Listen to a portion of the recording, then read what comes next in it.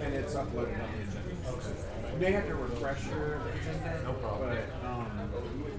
But it's on there. Okay, thank you.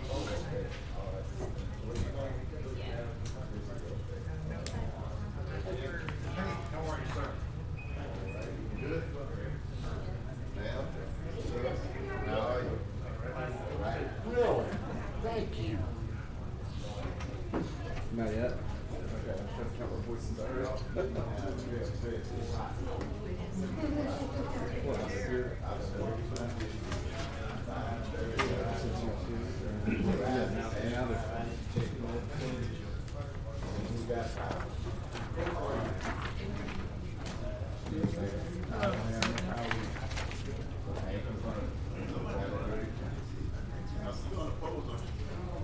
I don't know. We'll know Officer 10 at 4:31. Time for back, whatever happens.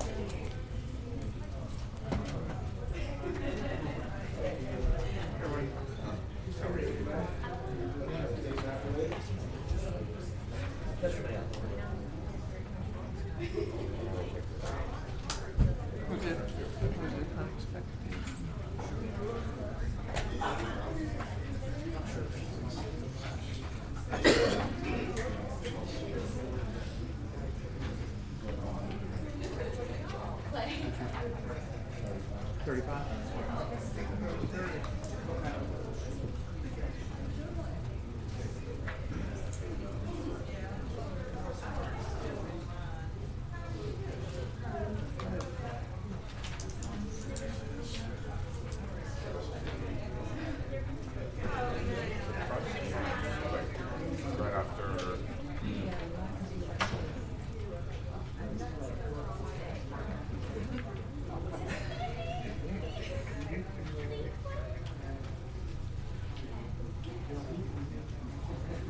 don't know what you want to do it after Susan Collins.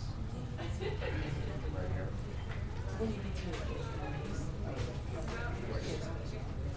Okay, so we do it after 7. Okay.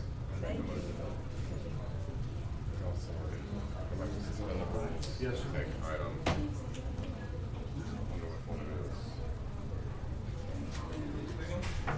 Okay.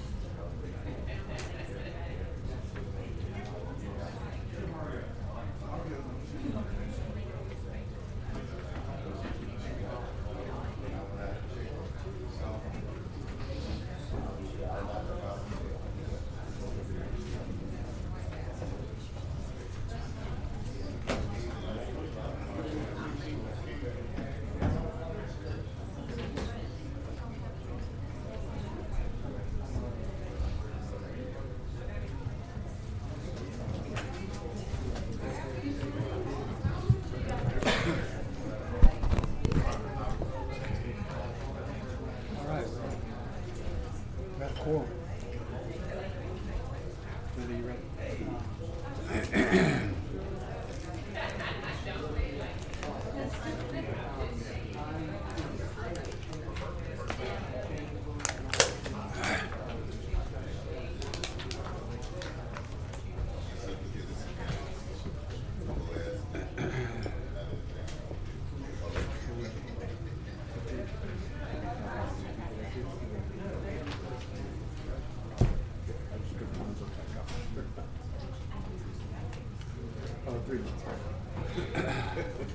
All right, is that ready? You got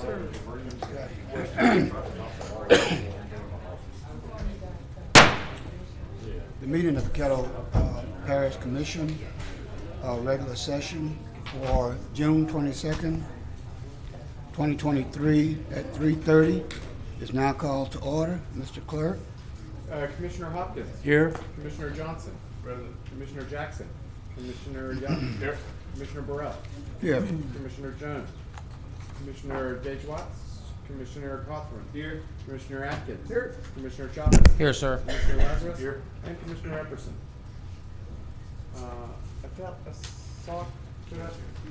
He's here. I just didn't hear him. Okay, so you've got 9 of 12 commission members present, 3 absent, and that does constitute a quorum. Okay. Today we have our invocation by Commissioner Ronald Cawthorn and our pledge of allegiance by Commissioner Ed Lazarus. Would you please stand? Before I do the invocation, will we just take a moment of silence to think of the constituent that we lost here in the parish, and also the young man from West Virginia who was working for SWEPCO as well.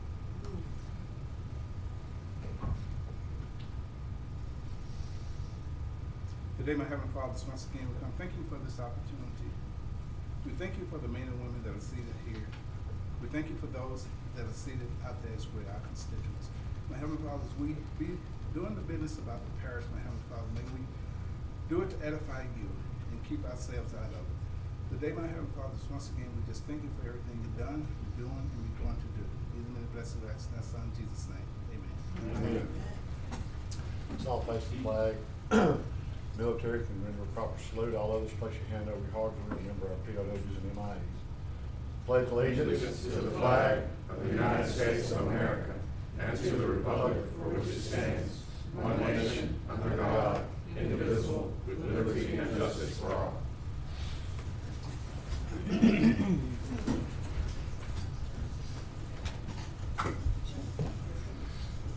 All right. And that brings us to agenda additions, and if you'll refresh your electronic agenda, there is one potential agenda addition that has been requested today that I'm aware of. And if there are any others, Mr. Chair, I'm not aware of any others, but that one is on your electronic agenda, and it is a potential agenda addition of a special resolution recognizing the Caddo Office of Homeland Security and Emergency Preparation. Okay. And before we go any further, I thought I'd ask Commissioner Cawthorn to do this for us, but I would like to take a moment of silence for one of our dear friends. His wife passed away. That's Mr. Alan Clark with the MPC. Some of you may not have known that. We try to keep it, to a minimum because it's a lot of pressure during that time. So, if you would, I would like for you all to take a moment of silence on his behalf.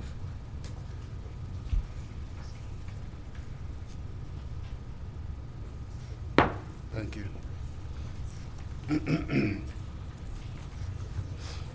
All right, Mr. Clerk.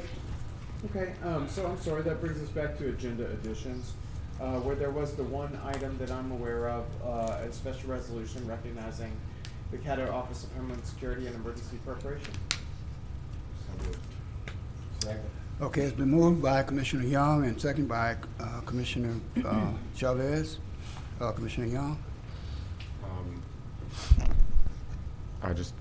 This is a great way to recognize our OSAP office, and especially Captain Jump, who did a fantastic job leading the recovery effort and the group response.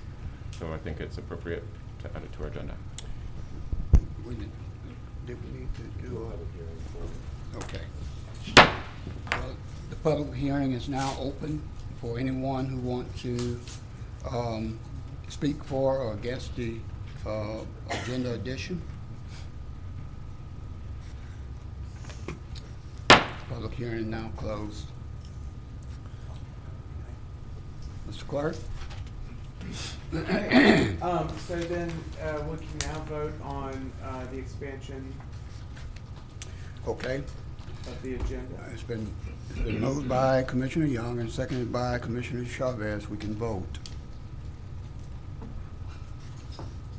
And that motion passes with 9 in support, none in opposition, and 3 absent.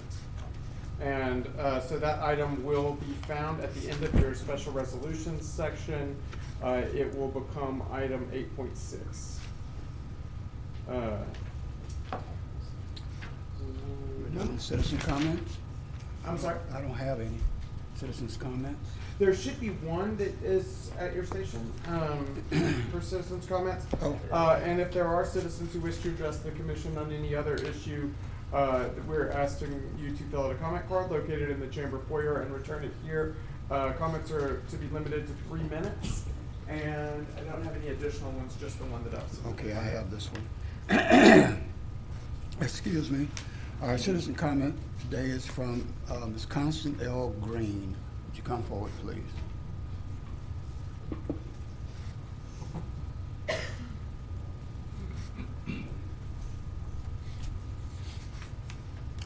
Please state your name for the record. Good afternoon, and thank you all today. My name is Constance L. Green. I reside at 4475 Rice Road, Shreveport, Louisiana, 71119.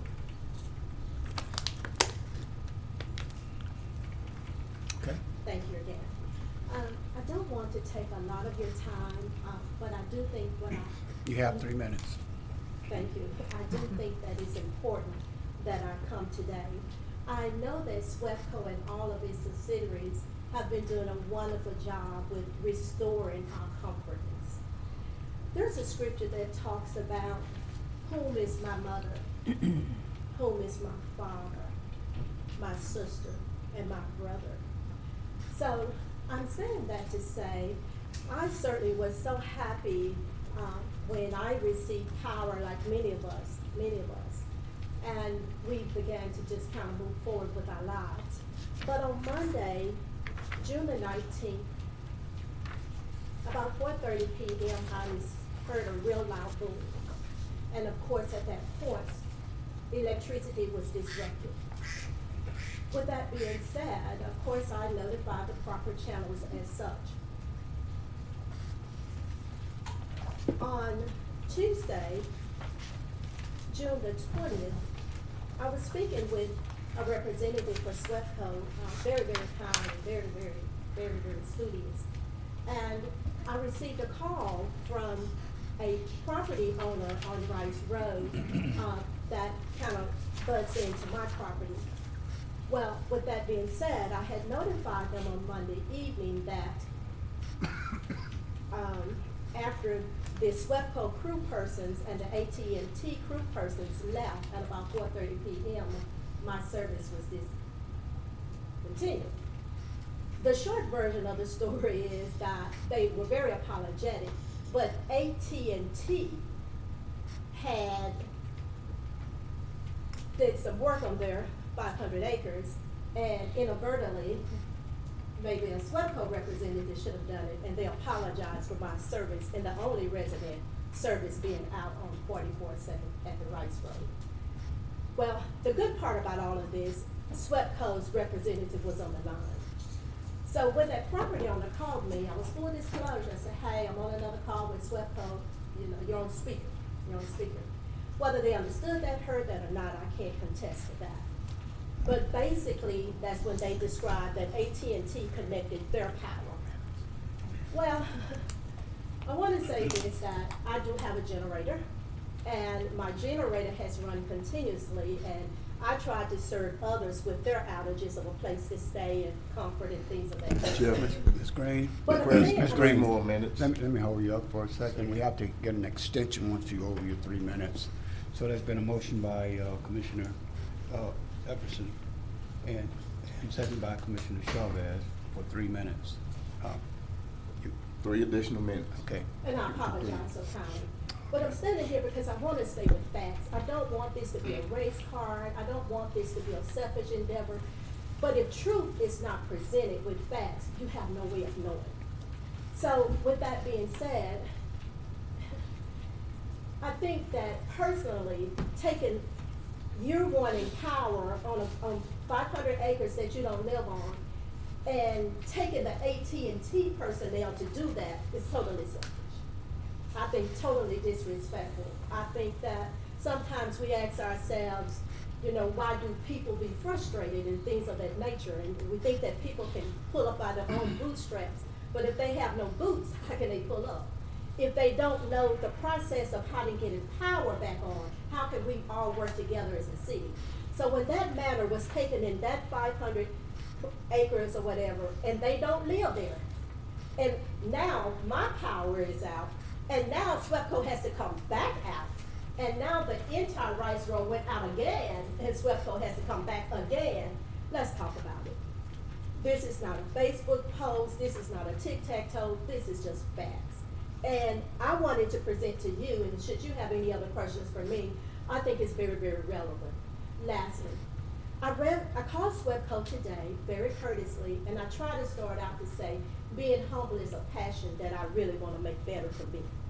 So with that being said, she said, I'm going to do what the person did on Tuesday. I'm going to dispatch the technician in the field and ask them to immediately come back out to the property. Well, Tuesday, they did dispatch. I spoke with Kane, that was a technician in the field, and he said, we're coming back out. And as a matter of fact, they're en route. Didn't show. Wednesday didn't show. Thursday, today. The representative that helped me today, after she dispatched again, she asked me if I could hold a moment. And I'm at the end. She said, thank you for your kindness. She said, thank you for telling the story. She said, it's about the haves and the have-nots. And when you have such power that you can get what you want, it doesn't serve a community of people. She said, we've been working so hard, and all of the calls I've had thus far today have been extremely rude and frustrated. And she began to weep. She began to weep. She did. So we're here today, and I'm here today is, I think we should look at the process and procedure. I know everybody wants power, but to have the influence to get an AT&T representative to work on SWEPCO's power line, I think it's a matter of interest and concern to all of us. Thank you again. Thank you, Ms. Gray. Ms. Clerk? That brings us to, we have no more requests for citizens. Oh, I'm sorry, Ms. Green. We can't respond on public comments. We take your information in, and your representative will get with you. Okay, and we have no additional requests for citizens' comments at this time, so that brings us to visitors, where we do have a scheduled visitor today, and that is Ms. Kathy Bonds, who is with the Fair Park High School Alumni Association. She's their director. Well, it's good to see you, my friend. It's been a little while. And before Ms. Bonds speaks, I did want to just let you all know that you'll see a folder in front of you. These are something that Ms. Bonds has distributed for your reference. Good afternoon. Kathy Bonds, 32 House Sutton Drive, Lawton, Louisiana, 71037. President Burrell, Commissioners, thank you so much for the opportunity to make this presentation about the proposal for the Fair Park High School for medical professionals. The goal is to establish full-time medical professions high school on the Fair Park campus in close proximity to area hospitals and training facilities, providing specialized instruction for Caddo students interested in the medical careers. The school would provide excellent opportunities for students and revitalization of struggling communities, the city, and the parish. This plan is a permanent pipeline of workforce and economic development. Excuse me. Can we get some more volume in that? That mic is on. Can you all hear good? Yeah, we're working on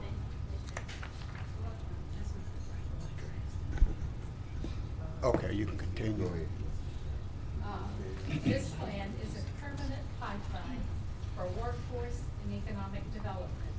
It engages the entire medical community, the educational system at all levels, related medical and health fields, pharmaceutical interests, cyber, and technology. It is bedrock community involvement. there is a great need.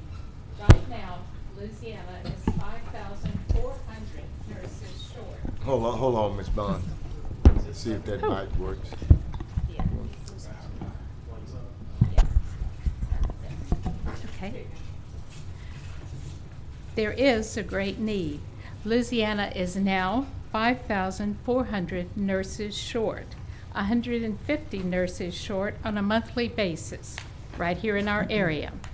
The plan calls for the development of a medical corridor that would become the jewel of our community, starting on Kings Highway with the Shriners Hospital, moving down Kings Highway, and moving over to the Greenwood Road area with the Willis-Knighton facilities. The Fair Park campus is uniquely located to serve as the anchor for the Shreveport Medical Corridor. It is in close proximity to medical facilities mentioned above, providing doctors, nurses, and other experts access to the campus for instructional purposes and students access to the medical training facilities. It is easily accessible from I-20 and I-49. It provides the high visibility needed for such a school. Fair Park is the most visible school in Caddo Parish. There is property along Kings Highway and Greenwood Road for additional development of the corridor. You'll see the map with the Shriners Hospital to the east and Fair Park to the west. Fair Park High School had a half-day medical career program from 1983 to 2016, with students taking medical courses at Fair Park for a half day and then returning to their home school for course subjects. In the later years, there were several issues: the timely transportation of students by the school system and the reporting of test scores as the state graded schools. The Fair Park administration wanted to keep those good test scores, and the home schools did get to keep them. This full-time school would resolve those issues. There was never a lack of interest as far as the students were concerned. Our new plan would be modeled in part on the Michael E. DeBakey High School for Health Professions in Houston, Texas. That school was established in 1972, the first high school for health professions in the nation, serving 9th through 12th graders, college preparatory. That is over 50 years of success. The DeBakey School ranks 50th in the nation out of over 17,000 schools, 7th in the state of Texas. We have an excellent model to follow. The school is a small, diverse high school population, the highest attendance rate of any school in the Houston Independent School District, and partners with the University of Houston, the Baylor Pre-Medical Program, and the Baylor College of Medicine. 47% of their students qualify for free lunch. Our program is designed for open enrollment of Caddo Parish students that qualify 9th through 12th grade with an interest in the healthcare field. The curriculum will include medical courses and course subjects meeting TOPS requirements. In addition to the permanent school faculty, teachers from all levels of higher education, upper-level medical students, doctors, nurses, and members of the allied health profession will be used for instruction. We do have verbal commitments from Willis-Knighton and Ochsner's for medical training faculty and medical equipment, from LSU Health Science, medical teaching faculty, from LSU Shreveport and Northwestern, educational support, and the nursing students at Northwestern would act as mentors to the Fair Park High School students. Centenary College has assured us of scholarships, and others will follow. Transportation will be provided by the Caddo Parish School Board. There will be internships available for students at the local hospitals after school and through the summer program with stipends. This places students in a medical and educational environment. There is no school in the Caddo Parish system with a curriculum focused only on the medical professions. The program prepares students for the workforce upon high school graduation with certifications, or it prepares them for advanced degrees with dual enrollment and advanced placement courses. It places all of the medical profession studies in one location on the Fair Park campus. The program offers opportunities for students for a better life through careers in the medical field while providing locally trained healthcare workers for our hospitals, clinics, and other healthcare needs. Why would we go outside and hire people and bring them in when our own young citizens need these opportunities? We would go into the middle and elementary schools, providing students with the opportunity to be introduced to the medical careers with fall guest speakers from the medical profession, and in the spring, field trips to places like the Talbot Museum or the Virtual Hospital, showing the value of education to our students and providing a pathway to success. Sources of startup funding include the federal COVID funds from the state of Louisiana, the Caddo Parish Commission, we would hope, the City of Shreveport, the Caddo Parish School Board, and our hospitals. The sustained funding would come from the same places. Currently, the Board of Regents is so concerned about the nursing shortage that they are funding grants. For our community colleges and universities listed below, this plan is a bridge to higher education. It is very important to note that the University of Texas is opening a medical school in Tyler, Texas this year. They already have a pharmacy school there. We do not want to lose our medical hub.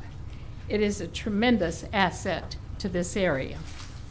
Career opportunities are almost unlimited, wide-ranging, and so interesting. We have something else we may not have thought about is forensics. We have a wonderful crime lab over there, new one, and they need workers. The pharmaceutical industry here needs workers. There is a great need for trained healthcare workers with the aging population and the advancement in medical treatments. Workforce demand will continue to increase. Doctors tell me that about 30% of our hospital beds are closed. Some operating rooms are closed. Tests are being delayed, all due to a lack of staffing.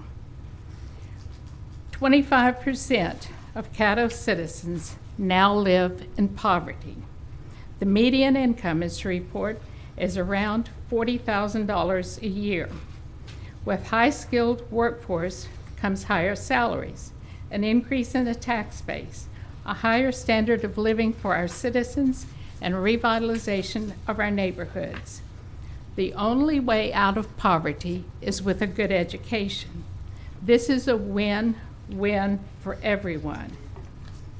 Through the years, Shreveport has lost the music industry to Nashville, the oil and gas industry to Dallas and Houston. Are we going to repeat that with medical? We've lost Western Electric, General Motors, and Libby Glass here almost 100 years. Our medical facilities have been here, expanded with excellent careers. We need to support our medical community with an educated workforce so they can continue to expand. There is no need to build more buildings if we can't staff them.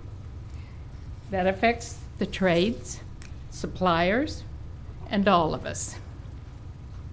The plan meets the goals set by the State Superintendent of Education, the Caddo Parish School System. In closing, Shreveport is a medical center for the architects. It is imperative that we capitalize on our assets, offering opportunities and hope for students, workforce and economic development, employment opportunities for local citizens, and the entire area. Healthcare is one of the fastest growing industries in the United States. Demand has never been greater. With this plan comes an extraordinary opportunity for success. Our future is now. We can do this if we all work together. Again, the Fair Park campus is the ideal location for this medical professions high school. It offers the total package. Thank you so much for allowing me to make this presentation, and thank you, Commissioner Everson. Are there any questions? Okay, Commissioner Carlton.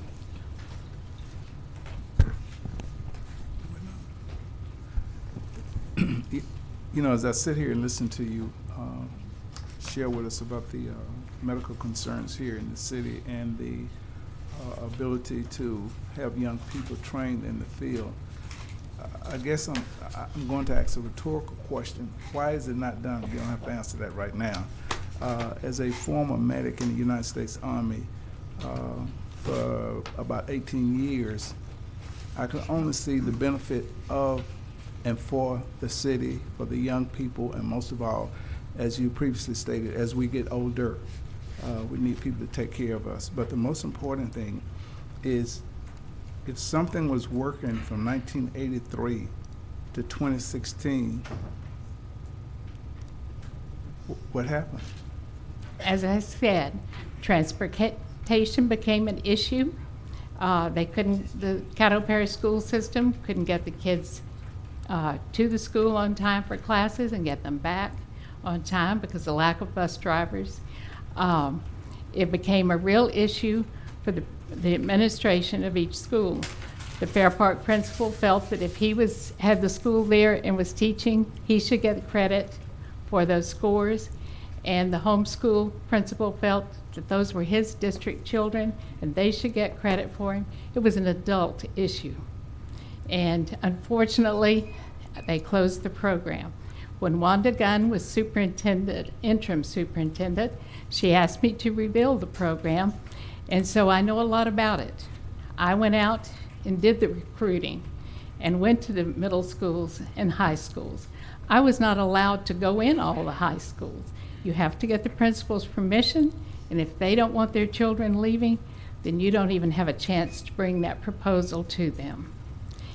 And I can tell you, I recruited 26 children from one school, and when it came time for the counselor to enroll them, they would not allow them to come. So it is an adult issue, not a, but in the meantime, we all suffer because of the lack of that, and our children suffer, and they leave. They're leaving our area, and that's unfortunate. Thank you. Commissioner Atkins. Thank you. Thank you, Ms. Mons, for this presentation, and thank you for the background you just provided to Commissioner Cothran's question. So is the superintendent of Caddo Parish Public Schools supportive of this at this time? Brenda Smith and I and Mrs. Coleman met with him last week.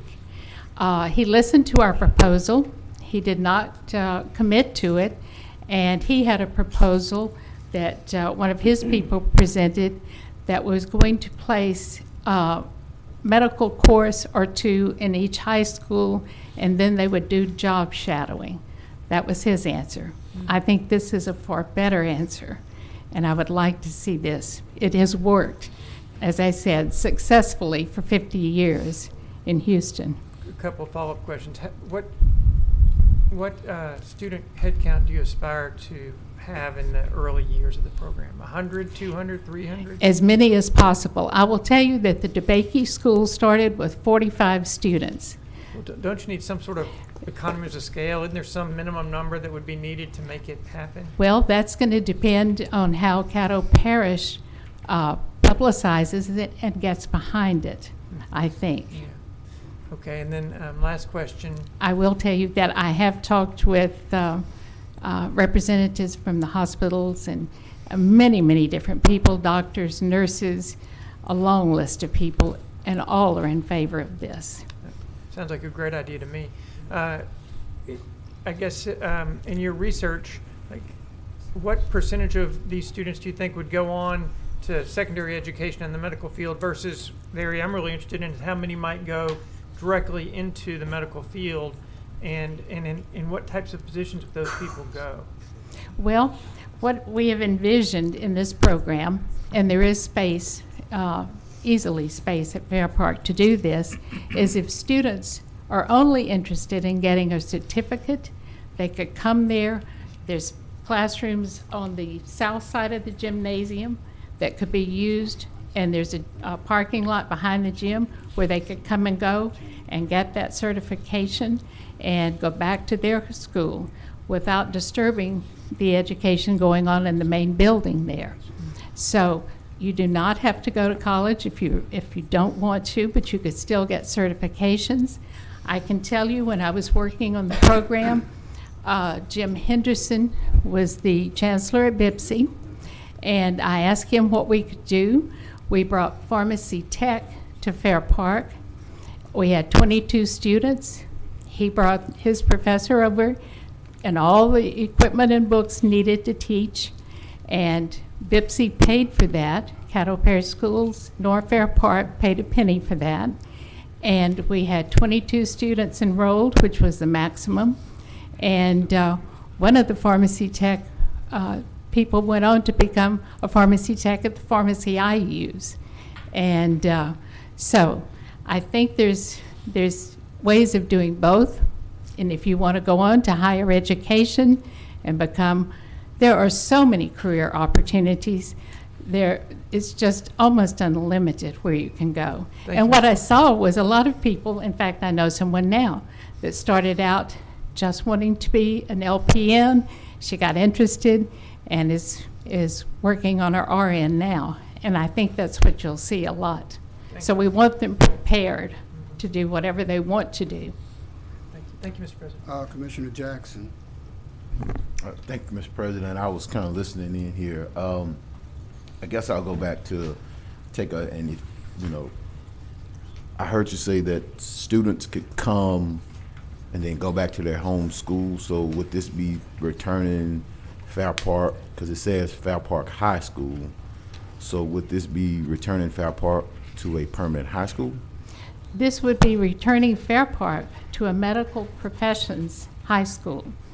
You could go there for, if you just wanted to get a certification, you would move the things from the Career Center, put everything in one location so that it's easy for the professionals to come there and teach. They're not running all over town. So the program that's And at the Career Center would come back to that Fair would Park be our High School. plan. Well, I And mean, that would offer the Career Center a way to expand programs they have or add something else, and it would not take away. right. Well, I'd like to see, no offense to my Fair Park alums in the building, I'd like to see the programs that went to the Career Center from Booker T. Washington return to Booker T. Washington. Wouldn't that be equally the same? I'm just asking a question. I'm not familiar with those programs. I know that did happen way back there. I'm Right. not familiar with that. But that so I was can't this. say. That was this idea, was that they took these programs from the high schools and just made a true career center. And I would assume that if it's a good idea to do it for Fair Park, it's a good idea to do it for Booker T. And I think the true question is about neighborhood schools. I heard you say, and I don't think I heard a yes or no answer on is the superintendent on board? He did not say either way. He didn't say He listened either. to the proposal, and then his representative had a proposal. But it was not this, is what you're No, saying? it was to put a medical course or two in every high school and do job Okay. shadowing. And a lot of people may not know that Fair Park is one of the schools that actually have a school-based health center on site right now. That's So right. there's a health center there that could serve as a lab, That's right. possibly. The funding, I was a little concerned that you mentioned sustained funding. The startup funding could come from the parish, the city. I guess you'd have at least one vote. Fair Park, right? Fair Park. Okay, I imagine you'd have one vote to support it at the city, at least one up here. to support it on the parish. But sustained funding, we usually don't do the sustained funding. So has there been discussion with the parish administration about sustained funding, or? No, we have not gotten that far. That would be my hope, that we could sit down and work out something, because I think this benefits. We talk about economic development. We talk about workforce development. This is it. This provides a pipeline for our hospitals, and they desperately need this. We're bringing in traveling nurses now. That's very expensive, and that money probably much of it doesn't stay here. I imagine it goes home. Oh, I imagine. So does the proposal contemplate a partnership with Southern Shreveport? They have a pretty good 2-year RN, and they have a pretty good allied health program. Have y'all had a conversation with partnering with them? I'd love for you to get me in touch with Southern. I've tried to reach them several times, left messages on an answering machine several times, and have not heard anything back. So if you can get me in touch with them, I'd appreciate it. If Ms. Bryant, if you could have whoever is in IT cut that response out and send it to me, so I can send it to the new chancellor at Sussex, so she can know that. That would be great. I would love to talk to them. We're going to fix that. I think we for need you. to talk to all of them. I have talked to, as I said, Northwestern, the Dean of Nursing there. Wow. And I've talked to Larry Clark. Of course, he's leaving, but as soon as his replacement comes, I'll be talking to him. I've talked to the president of Centenary and the provost. I've got a long list of people I've talked to. Okay. Thank you, Mr. President. All right. Ms. Bond, Yes, sir. I'm glad to see you out there on that battlefield still. You've been there a long time trying to promote 15 these type of years. things. Yeah. And Fair Park, I guess when I was in the legislature, they had the medical program there, and I don't know what happened to it, but I thought it was doing quite well at It that was. location. It Fair was. Park, I think, is a good location because it's in the medical, it's in the research triangle also. as That's part of right. that. I would like to see a group sit down on both on the public and the private side to take up this idea, including the school board, because naturally they have their own views. Yes. We definitely need something of this nature. We had something of this nature and we let it go. Yes. I too would like to see it come back. I know when the biomed started, and one of the things that we required was them to have a sort of a feeder program into it for minority students. That program is still there. At one time they tried to take it away, and we were able to keep it there. And it has produced a lot of young doctors out of that. Yes. Although my son didn't go there, but after he went to get his PA, he decided to go to medical school and came back here and was able to get admitted. And now he's an orthopedic surgeon. You never know where these kids are gonna. That's right. At what point that light bulb will go off and say, well, this is what I want to do. So having that as an incubator would be great. So again, I appreciate your efforts. Thank you so much. Thank you. Thank you. Okay. Commissioner Johnson. May I?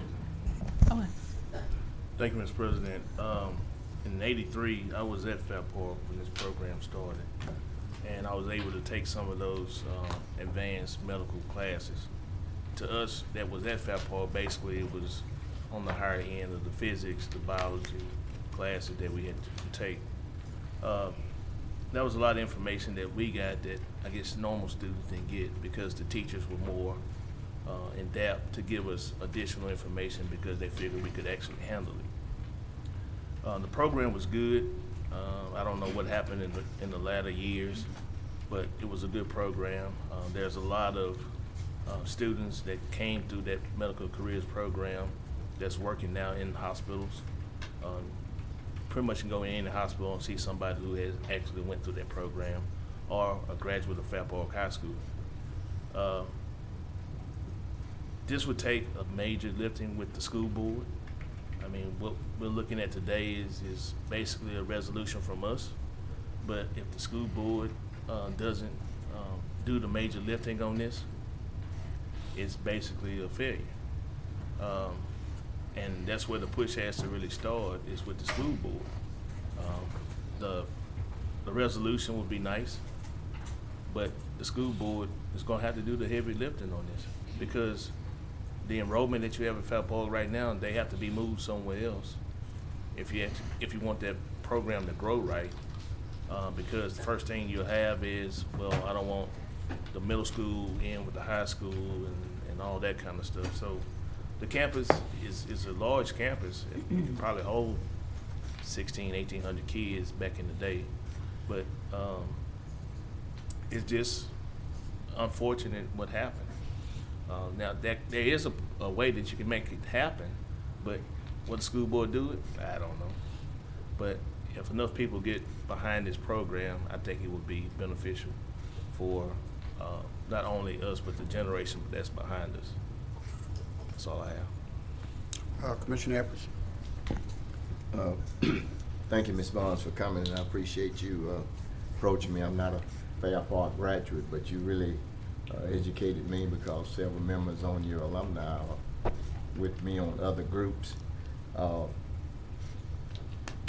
This is, I want to let everyone know, this isn't anything that's saying that we are trying to usurp anyone else's decision. All we're looking at here is we're looking at a proposal, an idea, and when we reflect back to the Biomed Center, the corridor that we had in mind from I-49 Kings Highway all the way to Hearn Avenue, we're getting other medical type professions in there. And I think during our meeting, I even mentioned that what's happening with the Northwest Louisiana Crime Lab. Yes. You know, a lot of kids look at NCIC and all this stuff, and they're interested in that. That could possibly be within that. We spoke about Dr. Reddy, that pharmaceutical down. Did you approach Overton Brooks VA Medical Center? We are short doctors, nurses, Yes. and everything. And they're doing all that they can. I think I referred you to Dr. Crockett. Yes, and I did reach out. He was out of town, and Dr. Williams was to get back in touch with me, and I have not heard from him yet, but I'll keep at it. Okay. But anyway, all this is just like the president said, I think this is a catalyst to get those entities that he mentioned to talk. So what we have on here today is just something to get the ball rolling. Figure it's a good idea, and it takes many of us to get at the table and see where we go from here. Thank you. And I say too, as a final note, get with the Chamber of Commerce. I'm sure that they would be interested, both chambers. I will. I can see people sitting down and really discussing a full plan without offending the school board. Yes, You know, absolutely. politics are politics, but at the same Absolutely. time, you have to start somewhere, and sometimes the school board is not where you start. It's the citizens that comes in with the idea and start the discussion. So, Well, and I have talked to many of the board members too, Okay. and they listen, and some are supportive. Some of the board members are supportive of it. May I take a moment to recognize some of our Fair Parkers that are here today in support of this? sure, I was going to recognize our Councilwoman Tabitha Taylor out there, and I know she's Fair Park. But yeah, if you That's would, right. you can do Thank that. you. Who do you have out there? Well, I have a number of Stand people. be fine. Would you please just stand if you're in support of this? Oh, I see you got some young students out there. I still. do. And I will tell you, Gladys Starks over here on the end was part of the medical careers, and she has just retired from Willis Knighton, so she can tell you firsthand how that changed her life. Okay. Yes, I graduated in Valpark class of '83. We would need for you to come to the mic. we would need for you to come to the mic. Do we have to grant her time or? I'm Gladys Starks at 6310 South Crest Drive, Shreveport, Louisiana. I graduated Fair Park, class of 1983. I was one of the first out of the medical careers program. I am a clinical laboratory scientist, in which we are just in need of. A hospital cannot be open without having a clinical laboratory scientist that has a degree in it. And we really do need that, and we really need Fair Park to become a highway to be able to get laboratory scientists. I also have a niece that went to the medical careers, and she's a hematology oncologist doctor now, and she was from Fair Park. I also have a nephew that went through Fair Park medical careers, and he's an anesthesiologist. So it will be a great help. Just a second, you may have some questions. Just got one question for you. Your niece and nephew, do they live here? Niece and nephew, and I'm not, do they live here? No, Okay.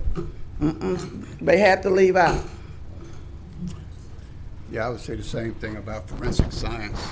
I had a nephew that went to Northwestern. He came back and wanted to pursue forensic science, and there was nothing. Well, they had the cram lab, but they say that they don't do shadowing or a lot of different things. So we definitely could use the incubator. All right, Mr. President, I think Yes, sir. I think the point that I'm trying to make is this could, the point I was trying to make is this could be human capital. This could be retention. We have an issue with out-migration here, and I saw some books, but that's the point that I'm trying to make is if we don't have programs in place to keep people here and draw them in, it's always good for people to tell people I'm from Shreveport, but not I live in Shreveport. And we've got to do a better job at fixing that leakage that goes over more often than not to East Texas. So thank you. Okay, Commissioner Epperson. Yes, and we're gonna Mr. move Chairman, on. could Ms. Buns, before she sit down, give us a little brief piece of history about the last Public Service Commissioner? Come to the mic and have him to stand, please. Yes. Terry Hayes. We can't hear you. Terry Hayes was the last Public Service Commissioner in Shreveport, Public Safety Commissioner in Shreveport. He is a 1946 graduate of Fair Park High School. And Gladys is 83, and my husband is 64. I'm 66. We also have some in the back. Yes. Yeah, they all stood. Okay.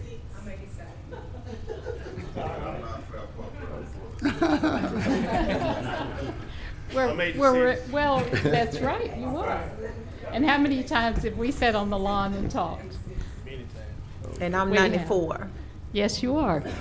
Yes. Well, it seems We're like we well got a represented. good nucleus there to start. Yes. So we will. Thank you. And Mr. Burrell has always been a supporter. And I Right- thank him very right much around for the corner that. from where I live, so it was good. I thank Okay, you very again. much. Thank you, Ms. And I Bond. thank you, Appreciate it. Mr. Epperson.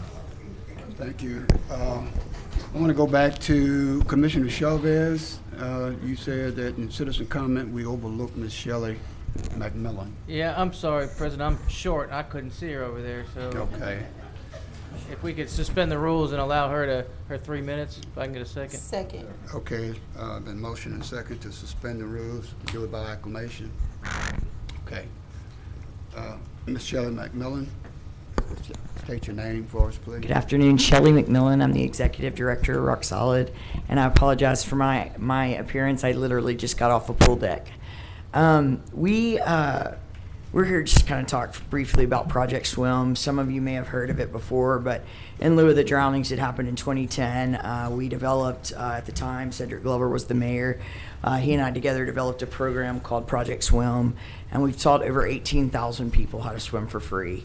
The majority of that funding came from a guy by the name of Judah Hertz, who owns real estate in mid-level markets around the United States. And he's provided enough money every single year to provide about 1,500 people swim lessons.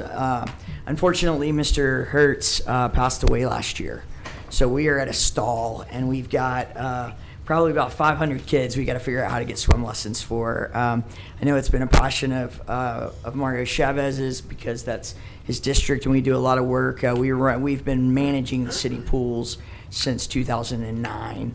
So we actually, this week has been a beautiful week about how important that program is. The state legislature just gave the city of Shreveport in this next year $700,000 for us to continue this program in 2024 going forward.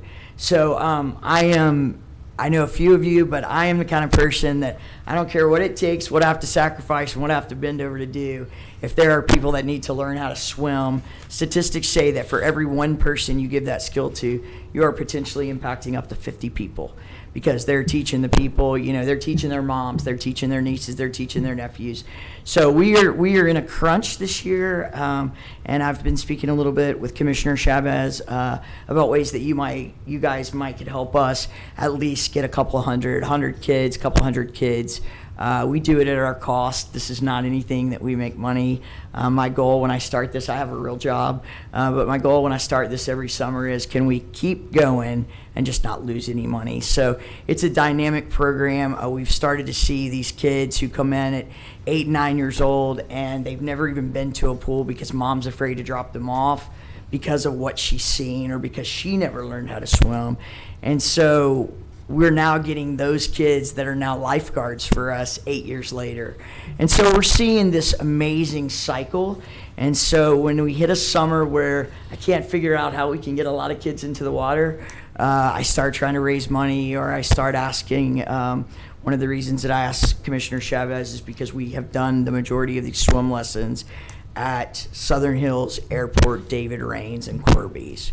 So we really look at those areas and people that are interested in those areas and how they might be able to help us get some kids in the water. And it's really awesome because when we started this in 2011, the rules were that you had to be 0 to... You're out of time. I'm out of time. Here we go. Move to extend. Second. Okay, it's been moved and second by unanimous. Perfect. One Thank more you for your minute. time. No, one more minute. Oh, sorry. You got 3 more minutes if you want to say. Oh, I got 3 more minutes. Okay. So when we changed this up, we changed it that it didn't matter how old you were. You could come and learn how to swim, because we started doing research on, if we don't teach the moms, and we don't teach the grandmothers, and we don't teach the aunt, we don't teach the uncles, who's going to bring these kids to these pools? And I will tell you, the greatest joy that I've seen, it's hard for me to even talk about it, and I'm not anyone that tears up, but we have taught every single member of the Stewart and Warner families who lost their children in those drownings. We have taught every cousin, we have taught every grandparent, we have taught every aunt, every uncle. I mean, Maud Warner did not take a bath for 4 years, only showers, because she was afraid she was going to drown in water that deep. So it's a program that, like I said, I've become very passionate about it. Those of you who have come out in our areas to watch it, you've become passionate about it. I know we've had a lot of community members become passionate about it. So thank you so much for the time to just kind of listen. That's the brief version of what we're doing in the community.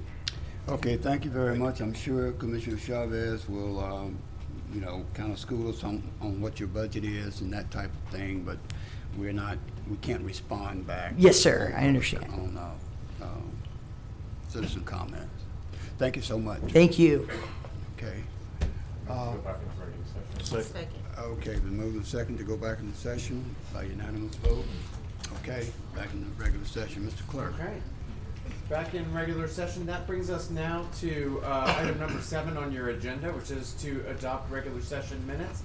Under this section, you will also find the minutes from your special session that you had this week. Move to Globo and adopt both sets of minutes. Okay, the motion is second by Commissioner Young and seconded by Commissioner Jackson to adopt both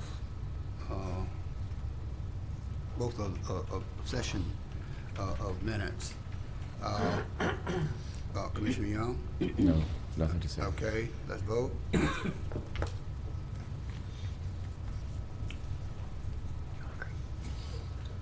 All right, and that motion carries with 11 in support, none in opposition, and 1 absent. That brings us now to the next section on your agenda. Mr. President, I'd like to move to suspend the rules again at the request of administration to move up item 20.4, which is the confirmation of assistant administrator position for Clay Walker. Okay, sure. Second. Okay, it's been moved and second to suspend the rules in order to bring up the issue of Mr. Clay Walker. By unanimous vote? Okay. All right. Madam Administrator, you're on. Yes, sir, Commissioners.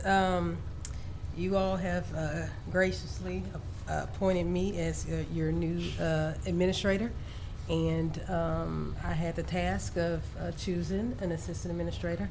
And I'm recommending Mr. Clay Walker, the current Director of Juvenile Services, for that position, and would like your support in appointing Clay to be the assistant administrator. Clay comes to us, he's an attorney by trade. He's been with us 12 years. He has a wealth of experience, and I think he would make a great assistant administrator.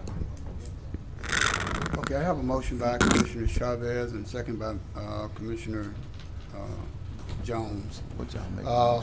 Mr. Walker, you want to come up at this time and plead your case, or what? Do we have to vote? Do we have to vote first? Yeah, you have to vote. You have to vote. Yeah, okay. All right, let's vote.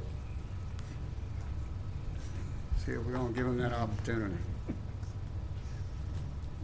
Who's voting on? All right, now motion carries with 7 support.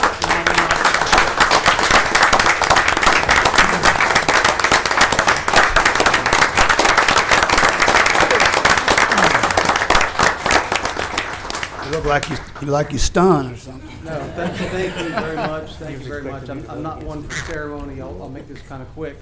One of the nice things about doing this job is that I have been proud to work for Dr. Wilson. I have been proud to work for Erica Bryant. And what I'm hoping to do is work as hard as they do and as well as they do, so that the staff that I care about so much will be proud of working for us. So I'll do that as hard as I can for as long as I can, and hope to make everybody proud. Well, you're gonna have to add a little enthusiasm in that.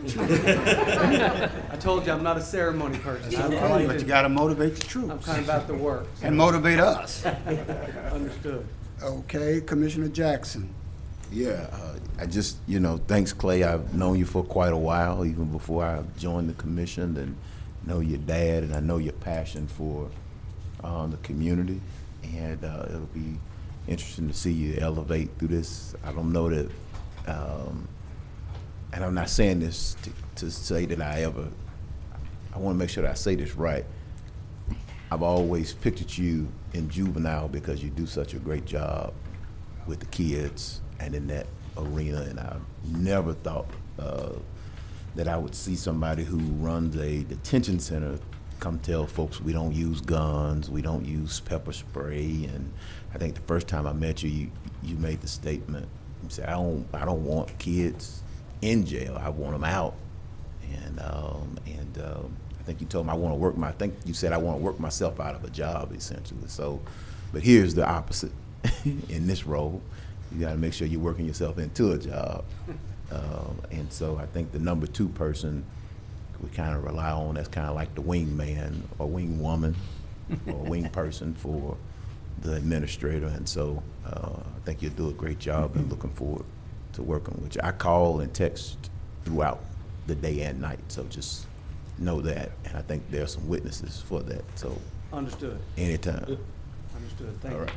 you. You don't have to respond then. I just do it. I just want you to know that. And I think you've been in on recently, so. I have been, yes, sir. Commissioner Johnson. Thank you, Mr. President. I think your first official duty is gonna make sure that everybody up on this horseshoe has your cell phone number, because there is a commissioner that will text you late at night. What's his name? Jackson. He will do that. Don't be calling names out. But you're gonna have to now deal with 12 different personalities and try to make sure that they can stay aligned as much as possible. Understood. I And appreciate it. good luck. Good luck. Thank you. Congratulations. Commissioner Young. Thank you, Mr. President. Congratulations, Clay. I think that you're going to do a great job. You've demonstrated a lot of capability in your previous role and also over the last week, helping out with our emergency response in a big way. I look forward to many more rapid replies from you to my texts as well. And I also text late at night when people text me late at night. So look forward to talking to you at any hour. Commissioner Hopkins. Yes, I just wanted to congratulate you. I know you were looking at the board, looking for that no vote. But seriously, I wanted to just congratulate you and tell you, a year from now, remember, you asked for this job. Don't let them threaten you. It's not that bad. Commissioner Atkins. Thank you, Mr. President. Mr. Walker, a job well done leads to a nice opportunity here, so thank you for your service to juvenile, and thank you for stepping up to this role. And I promise you, I won't call or text you late at night, because I go to bed early and wake up early, so I'll text you early in the morning just to make sure we have that bracketed properly. Congratulations. Text John, man. Commissioner Carlton.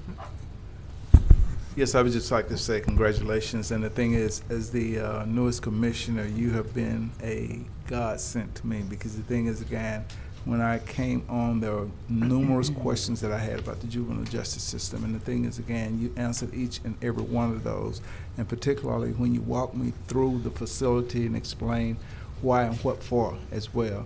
So I salute you in what you have done and expect to see you do even greater things in the position that you're in now. And again, anything that I can do to assist, please let me know.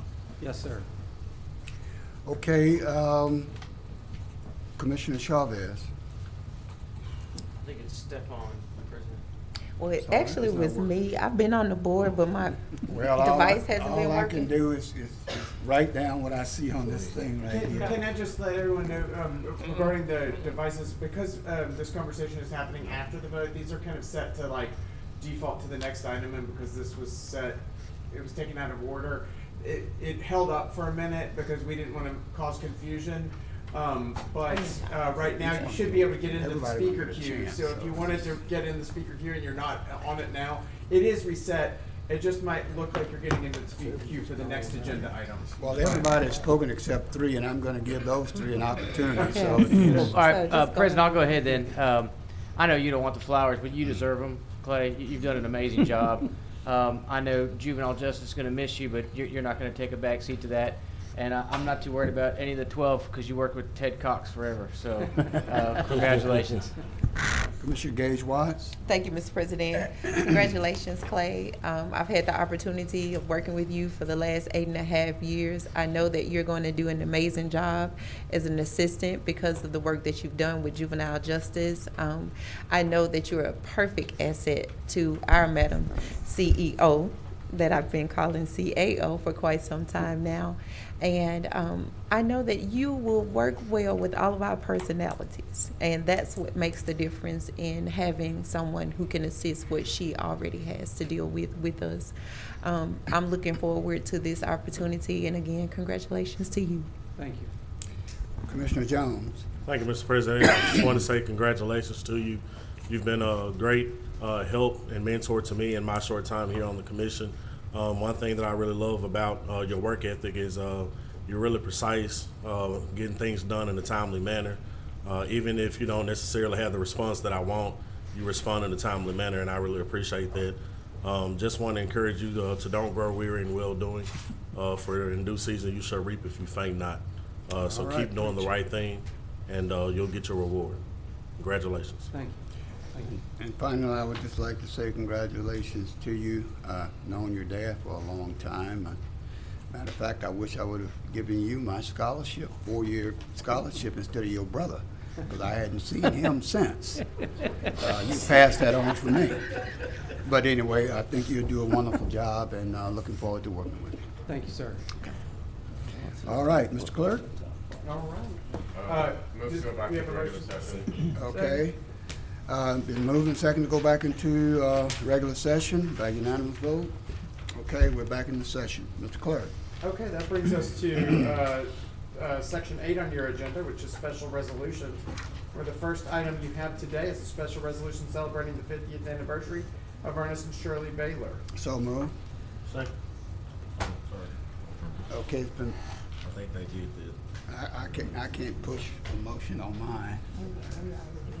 Okay. Motion by Commissioner Gage Watson, second by Commissioner Jackson. That's what's on my board. So let's vote.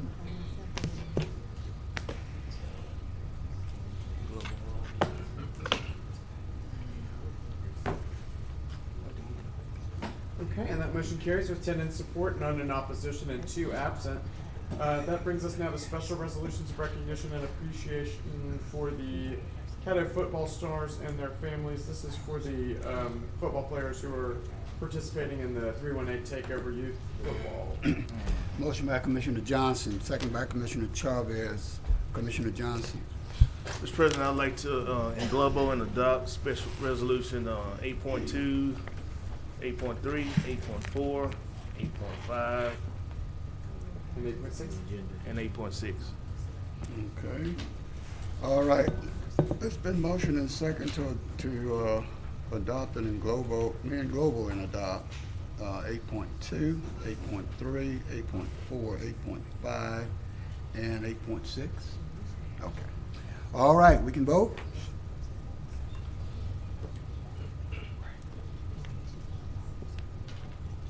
All right, and that motion carries with 11 in support, none in opposition. And should anybody need a copy of any of those for any offsite presentations, I do have copies of all of those printed and ready. Or if anybody would like one read into the record, I can do that. Otherwise, we can move on to communiques and committee reports, where we do have an Mr. Clerk, administration. I'll need for 8.1 because I got that tomorrow. Okay. You want me to read it right now, or would you like me to just give you a copy? No, you don't have to read it. Okay. I've got a copy right here for you. And let's see. And Communicate. 8.5. I've got that one too. I'll bring them right over. Right. I don't think Ms. Spain is here because I was going to present it to her. Well, I would like that one read into the record for the public because the tournament is coming up. Okay, so this is going to be 8.5, which is the sickle cell softball tournament, the 45th anniversary. Yes. And if you'd like, I will go ahead and read this into the record. It is a special resolution of commendation for the sickle cell softball tournament, and it reads, whereas sickle cell anemia is a complex genetic inherited blood disorder characterized by chronic anemia, episodes of debilitating pain, and damage to vital organs that mostly affects people of African ancestry, but also occurs in other ethnic groups, including people who are Mediterranean and Middle Eastern descent. And whereas the Northwest Louisiana chapter of the Sickle Cell Disease Association of America and the Shreveport Public Assembly and Recreation will host the 45th annual Sickle Cell Softball Tournament on July 7th to the 9th at Cargill Park in an effort to raise funds and awareness to address and support those afflicted and affected by sickle cell disease, with the goal of eventually breaking the sickle cell cycle. And whereas the Sickle Cell Softball Tournament is the largest softball tournament in the South, known as the granddaddy of them all, and features USA Rural Division C, D, and E contests, senior division over 40 and over 50, a men's home run derby, a women's long ball derby, vendors, a family fun zone, fireworks, and plenty of community fellowship, education, and uplifting of those impacted by sickle cell disease. And whereas this storied event would not be possible without the volunteer and professional support of community leaders such as Herman Vitale, our own Commissioner Roy Burrell, Governor John Bell Edwards, and Rosalind Spain, who leads the organization and brings honor to the memory of longtime sickle cell executive director, the late Lily Bradford. And whereas Caddo Parish remains dedicated to improving the public health and awareness of conditions like sickle cell disease, and also supports efforts to engage citizens in healthy activities which strengthen our community. Now therefore be it resolved by the Caddo Parish Commission meeting in legal and regular session on this 22nd day of June 2023 that it does hereby proclaim July 9th, 2022 as Sickle Cell Softball Tournament Day in Caddo Parish, Louisiana, and urges all citizens to join with the parish in recognition of this important day. And that's signed by all members of the Caddo Parish Commission. Okay. As was said, the Sickle Cell Softball Tournament, the 45th annual tournament, is June 7th through 9th. Asking the public to come out and support it. I mean, it's July, I say June. July. I want to tell those who were able to stay yesterday to, that did a video, public video for that. I really appreciate that. It's not bad during a political year to have your face out there, so I thought that was good. I have been chairman of that tournament for over 25 years now, and still love every minute of it. Started back dealing with sickle cell back in '73, even before they even had a chapter here in Shreveport when I was at ULM, and it's been a labor of love for me for all of those years. Commissioner Epperson. I want to speak on another issue after we vote. Okay. Sorry. All right, we voted on that already. We have? Yes. Okay, well, I'd like It was to part speak of at the this go. time. Okay. I'd like to ask to move up resolution number 32 of 2023 on the agenda, if I could get a second. Second. Those personnel have been here quite some time, and of course, you know, we have an event coming up tonight. Okay, it's been motioned second. by Commissioner Epperson and seconded by Commissioner Johnson to move up 18.5. 18.5, 18.5. resolution number 32 of Okay, 2023. we do that by acclamation? Okay, we can do that. Okay. So that, so there has been a motion made to take up resolution 32 out of order, and Okay. did you want me to go ahead and just Vote on it? read that, and did y'all make the, I'm sorry, I didn't. We haven't there was a voted on motion it. made on the item. Yeah, it's been motioned by, okay, now I lost that. Commissioner Gage Watts, are you? Okay, Commissioner Gage Watts made a motion on it and seconded by Commissioner Johnson. Great, thank you. Okay, we can vote? I'd like to speak, Mr. Oh, I'm President. sorry. I Thank didn't see you. that on there. Thank you. Okay. Yes, this resolution, as you've heard from Ms. Buns and several members of the Alumni Association, pre-pandemic, this was an initiative that I had worked on along with the association for quite some time, beginning back in 2010, and fought very hard to keep Fair Park as a high school. Back in 2016 was one of my first big initiatives as a commissioner. And the reason why is because of economic development as well as keeping our children here. So Commissioner Jackson, I wholeheartedly agree with what you said about making sure that professionals are a part of Caddo Parish and not just getting the education and taking it somewhere else and making them great. And it's our responsibility to encourage those young people to stay here, but we have to have a staple. We have to have something that makes them want to be here. We have to have something to give back to them as well. So of course I am in support of this resolution and looking forward to greater conversations with even more entities to see how we can move this forward in our parish. Thank you. Okay, Commissioner Epperson. I concur, Mr. President, with all that's been said. Okay. All right, we can vote?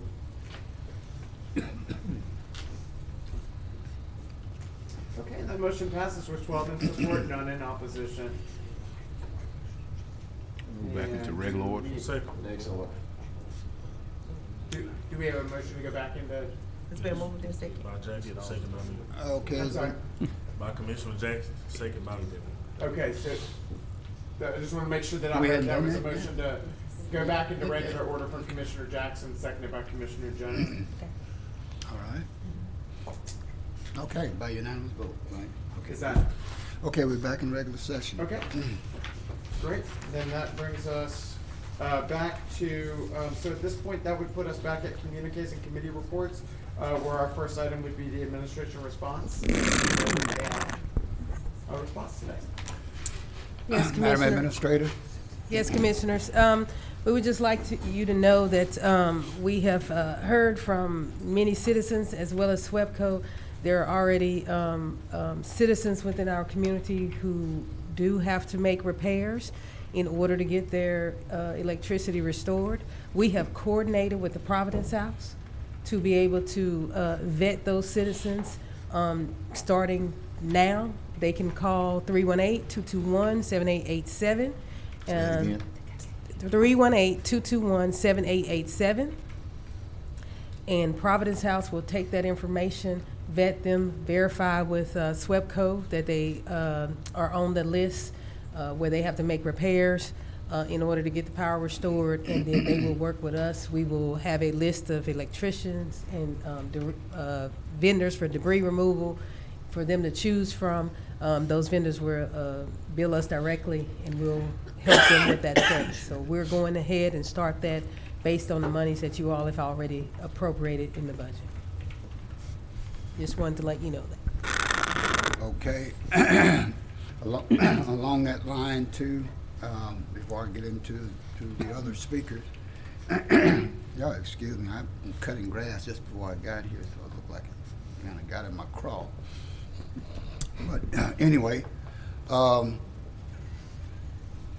we were supposed to have a Zoom meeting today, but I understand Mr. Robert Jump had to be out today to take care of his own personal business after leading us for a whole week. And so that meeting is for tomorrow. We are resorting to Zoom rather than personal so that we can kind of wrap this thing up, because as of Tuesday we had I believe it was 30,000 still out. I saw a report today, I believe it was like still 15,000 that's out in Caddo. It may have been less, but there was kind of a commitment that by Friday, SWEPCO would have at least 94% done. That was the initial goal that they had. So again, we're working in every way possible to try to get everybody back. And I want to commend the commission as well as just Caddo Parish, our employees, for doing such a yeoman's job in trying to help the other governments as well as first responders to get things done. Commissioner Epperson. Yes, sir. At this time, I would like to ask Attorney Frazier if she would articulate relative to the state's ordinance regarding price gouging during disasters, declared emergencies. Commissioner, Attorney Frazier. Yes, Commissioner, basically Louisiana law says that when the local government or the governor has declared an emergency, that local businesses are prohibited from price gouging, which means that they can't charge more than what would be charged under normal circumstances unless the increase is related to a market fluctuation in prices, not related to the disaster. And if someone feels that they are a victim of price gouging, the Louisiana Attorney General has asked that you report it to your local law enforcement agency or the Attorney General's office. Okay. And if we would, Madam Administrator, could we get this put on our website? You know, I've been through several of these. You know, we had a situation where I think they were selling a 10-pound bag of ice for $15, and a loaf of bread and milk, all things exorbitant. And we focused on this, I know, very strong in 2001. You haven't seen any of that yourself? Have you seen any of that? No, I have. No, I haven't, but I just well, I take that back. I had a senior call me about air conditioning went out. And it was and it's a lot of scams going out, a lot of things. So I warn, you know, most of mine, don't be too hasty in engaging in any kind of contracts or things of this nature and everything that come through. So let's make sure that we make our constituency aware of these things also. So if we would, let's put that on our website, okay? Maybe in bold prints, price gouging, because it does happen, not only with groceries and things of that nature, but unscrupulous business entities, you know what I mean? Repairing generators, things of that nature. Well, all those things. Before you go to your next one, on the price gouging, on two of the press conferences, I added that to the press conference because I did recognize gas going up from $3.15 to $3.89, that type thing, especially in the black communities. Some of these stores they escalated their prices, exorbitant. And then I went by the same store. They must have gotten the message because it went back down to $3.15. Go ahead on, Mr. Jefferson. Okay, next thing is, Ms. Green certainly articulated an item which I've received a number of calls, and I've even been asked to do special favors for certain people, you know what I mean, during the pandemic, which I wouldn't even do for myself. I'd rather be the last one to have my services brought back than to have someone think that I would look for special privileges. So I'm going to do a special edition of a teleconference relative to situations regarding incidents during this disaster situation on Thursday, June the 29th. It'll be a free teleconference call. I asked the administrator if she would be available, and then the other persons, I will get that call-in number and that access code to everyone where we can chime in. I want anyone to call in, report the things that happen with any incidents of that nature, and I think this is something that we need to do and we get together. And this isn't over yet. We're talking about the last Zoom meeting. This isn't over yet. Now, where I live, I'm still out, which is no problem to me. But I still have thousands of constituents that are out. Deer Creek is out. Timberline is out fully. Part of Western Hills Estates, part of Western Hills Village. Land of Trees between Jefferson Page Road from Pines, including Twilight Meadows, toward the Rose Center is still out. So it's not over yet. I don't think we need to stop having these meetings. We need to continue to hold SWEPCO and anybody else feet to the fire. So let's don't think it's over now. We still need to stay going. And some people, I went by their houses, everything that they had was gone. That's it. They can't afford to do anything else. So we still have a lot of work to do. So I will get that information out to you on that special edition of the teleconference call on Thursday, June 29th at 6:30 p.m. 6:30 p.m. Also, I love it, and I'm very proud that Caddo Parish, this commission, has always been proactive. We've always been proactive. Many of you may remember the resolution that we passed recognizing our linemen, even before this happened, and our solid waste and garbage workers. Two people that everybody takes for granted. Two people that two entities that everybody really take for granted. So I think until you need them. Until you need them. That's right. That's what I say. Let that garbage pile up out there, or either get on the back of one of those trucks, or get on one of those line poles with all that safety equipment up in there, and the heat is 100 or better. Go out in those woods with snakes, ticks, mosquitoes, non-stop. So we had passed a resolution, and I would like, I don't think we have to do anything, but I would like to ask the clerk if he would investigate the lineman that died in Texas. I think he was over in Wascom. And let's send a letter of appreciation or condolences to his family members and a copy of our resolution that we passed. Absolutely. Is that good with everyone? Okay. All right, so we got that. And also, we had so much going on. I want to recognize a happy birthday for something that's 248 years old. June the 14th, 2023, the United States Army was 248 years old. Hoorah! And I would like to make a motion that my commissioners would give Commissioner Chavez, me, and Commissioner Carthen $248 because we're Shake down at the meeting. I'm not gonna second that. I'm not. Shake down at the meeting. I don't think you want to do that in a political year. Here come one of them running. Here come one of them running for that. Okay. I ain't never seen Mr. Carthen move that fast. Okay. All right. Before we go to the next participant, let me go back to that gouging report, and that is to the Attorney General's office, and that number is 1-866-801-2999. 866-801-2549. 866-801-2549. Also, and let me say too, on the Zoom meeting, it was changed from today to tomorrow at 10 o'clock. And those of you that want to participate, I think I've sent you the invite. Well, it's supposed to be sent out anyway. All right. Okay, that brings me to Commissioner Atkins. Thank you, Mr. President. Madam Administrator?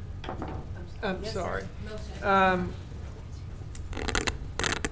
Regarding the electrical panel replacements, are there going to be criteria, eligibility criteria for that? And so do they reach out to the Providence House to pursue that further and figure out what they need to submit? Okay, I want to make sure I have that number. Could you please give me that Providence House number one more time?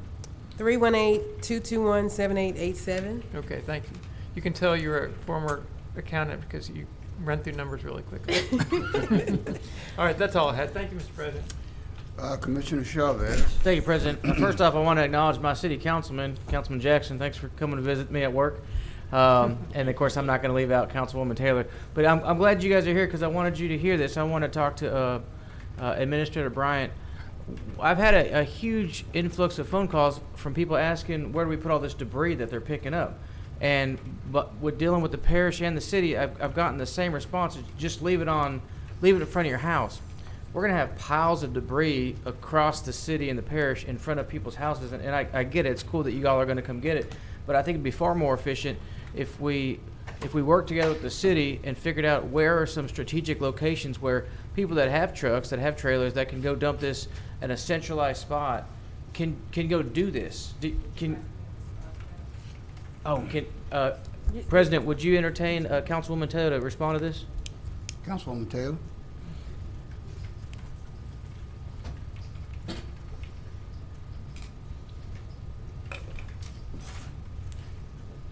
Good afternoon, Commissioners. So what Just the state city your is name doing for- at this time, Just take your Councilwoman name. Taylor. Yeah, because it's going to be part of the record. Okay, Councilwoman Taylor. You want my address?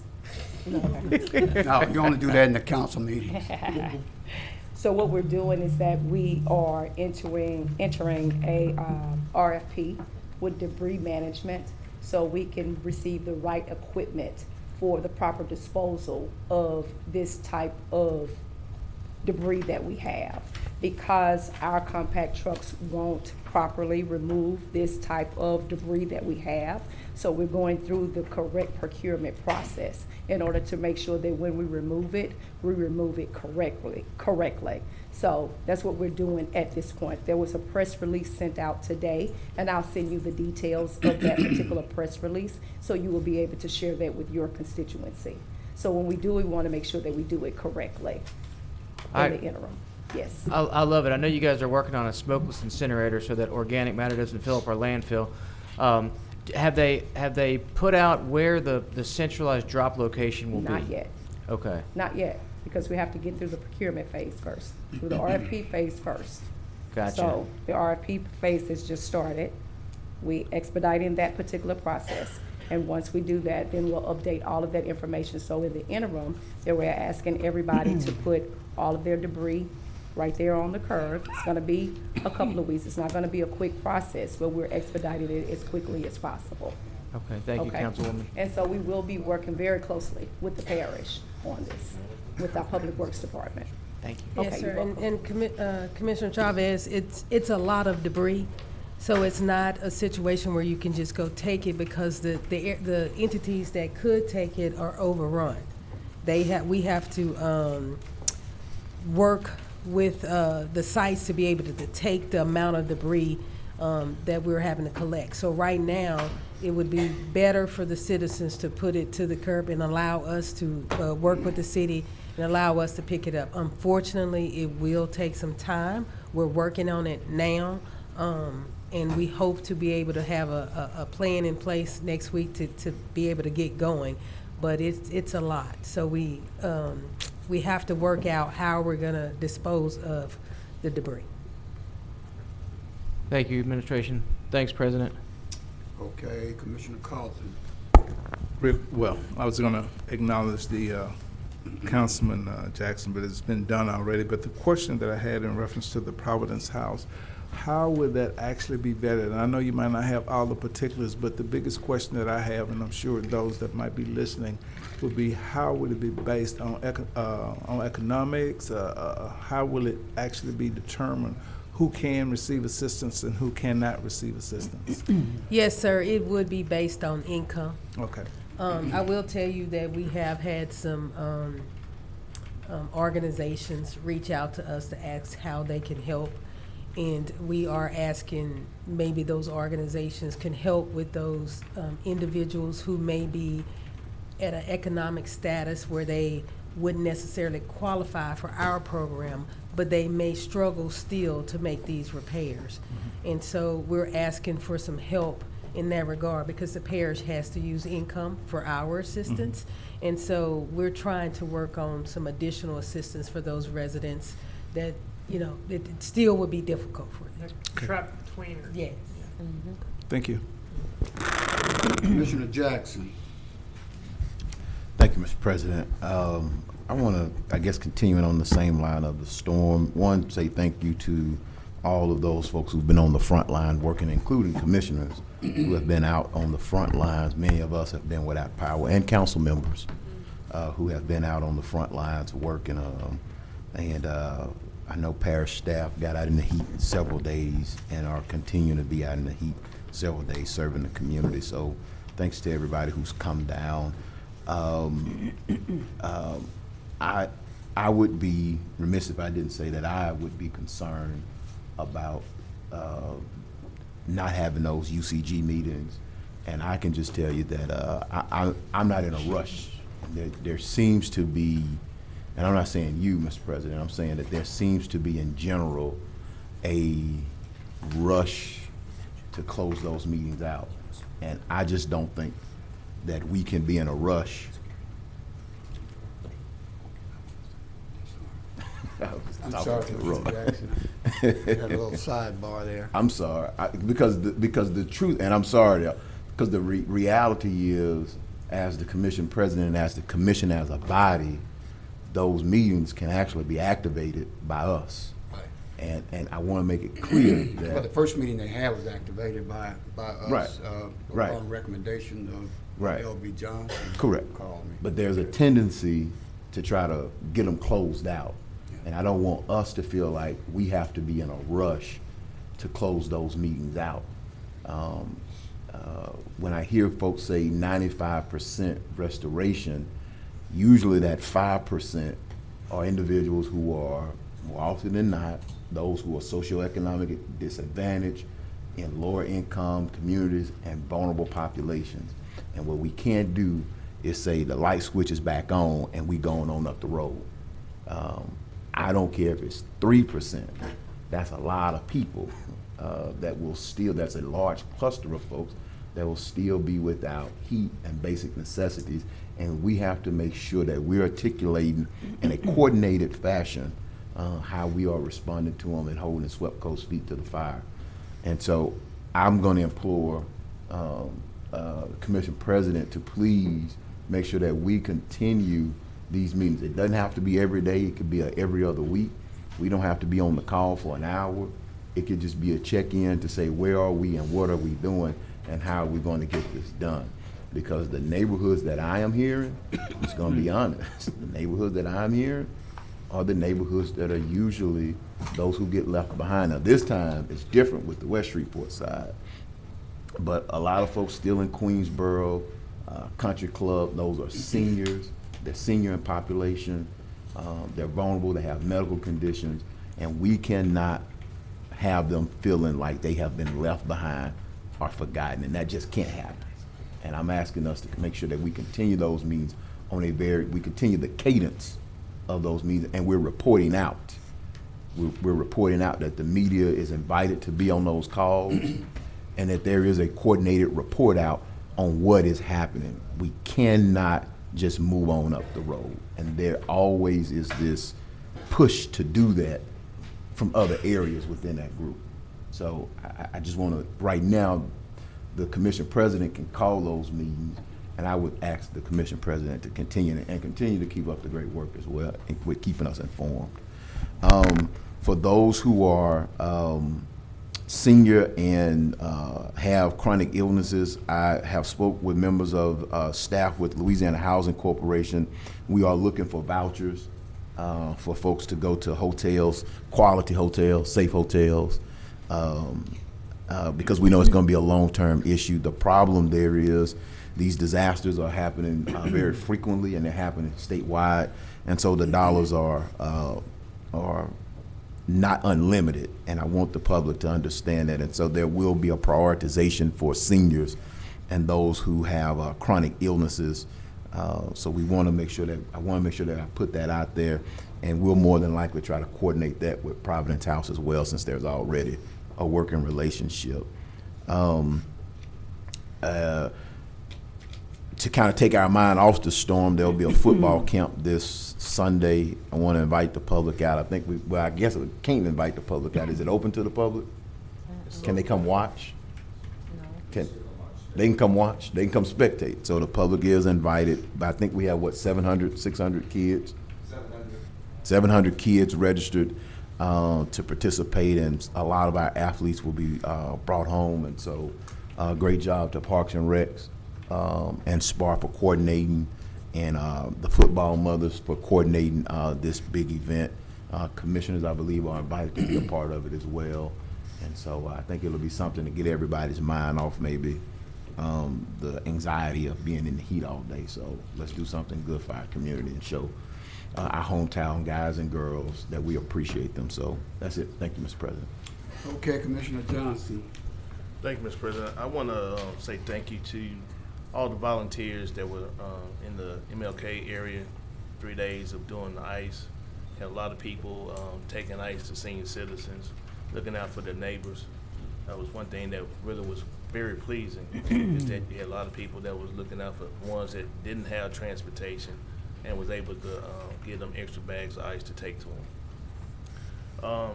I do have a concern as well, being the president of the commission during 2 storms, that there is a push always to say, well, we're back to normal, but you still have areas that are not back to normal, especially when it's isolated to one area.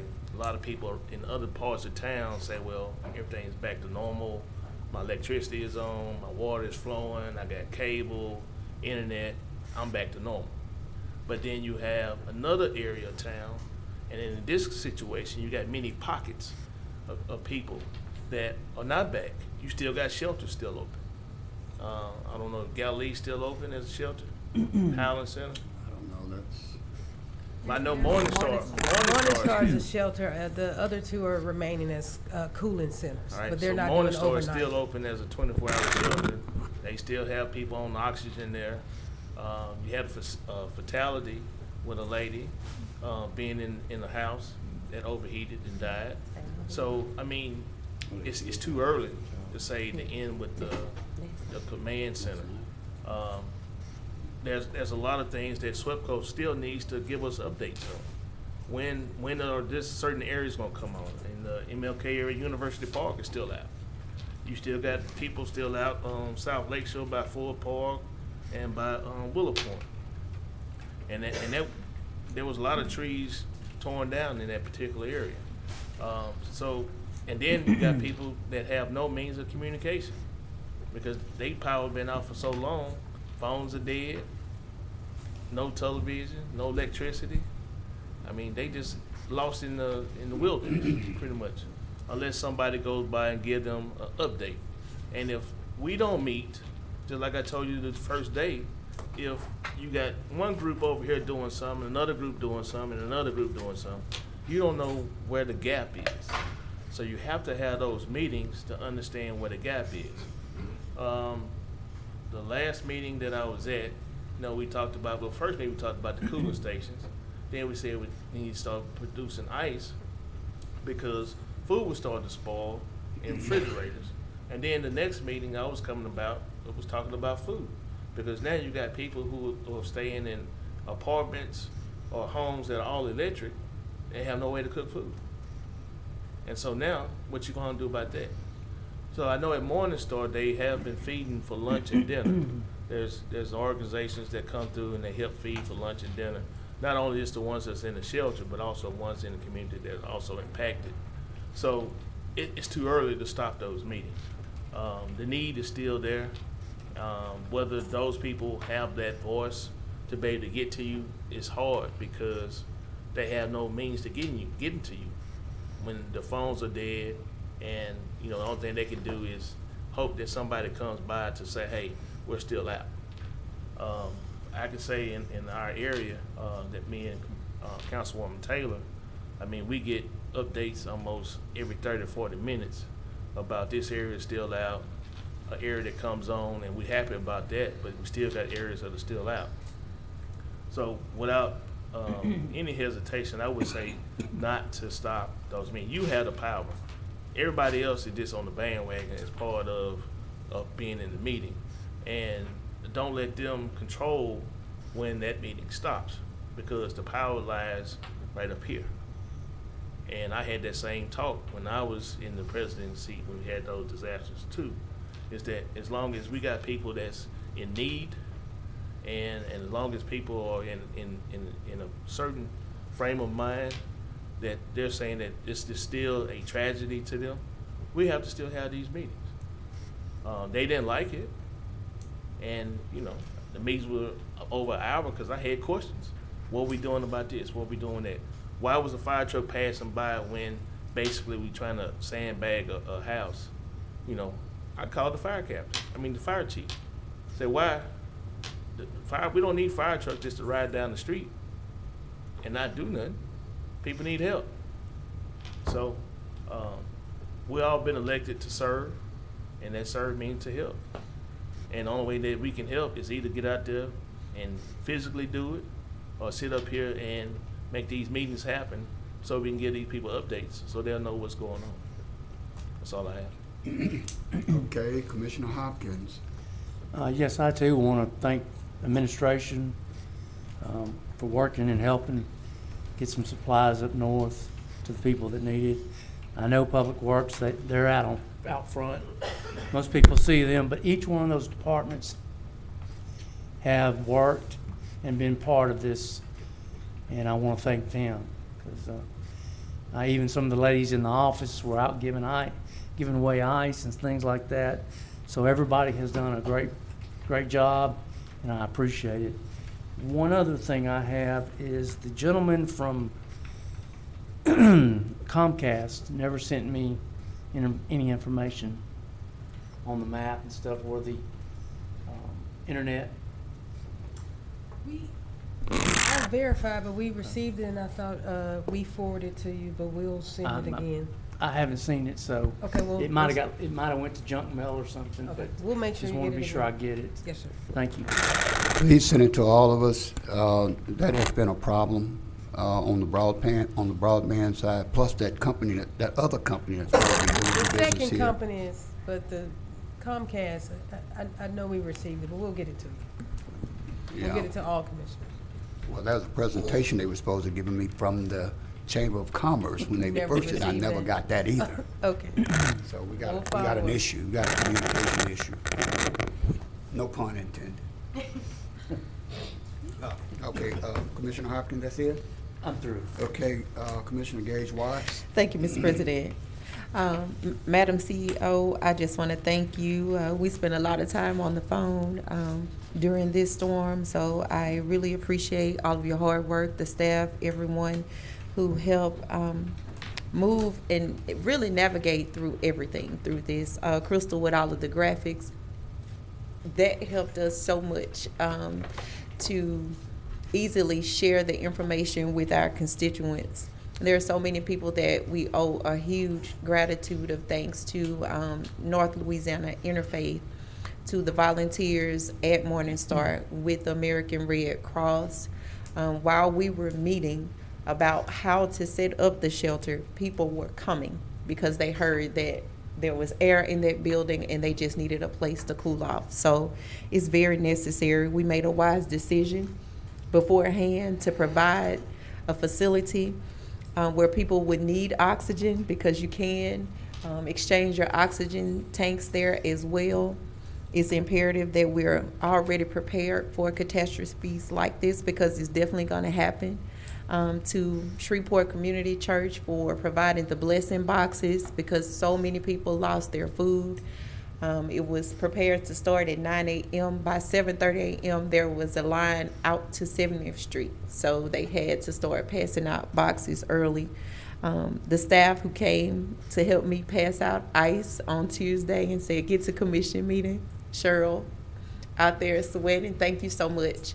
All of the staff who came out to help, to William Temple, to my councilwomen, Tabitha Taylor and Ursula Bowman. We stay on the phone a lot, making sure that we're taking care of our constituency base. We've gotten a lot of phone calls about trees and power lines that are down in dangerous situations, and our major concern has been the disabled and those senior citizens who really refuse to leave their homes.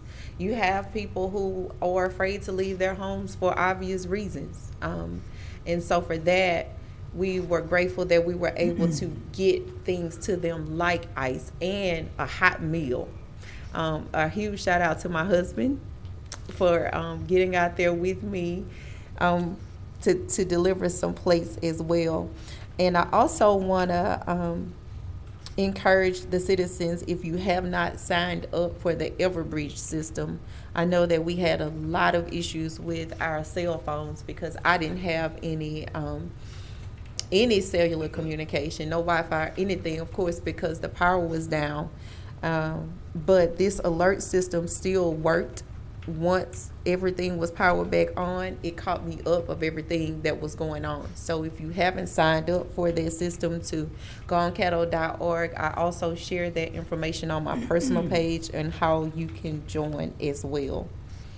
I believe that was everybody that I needed to thank at this time, Mr. President. Okay. Commissioner Epperson. I'll pass.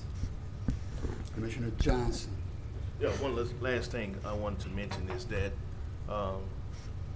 we had discussions prior to the storm, and Interfaith came down about using the churches for lighthouses.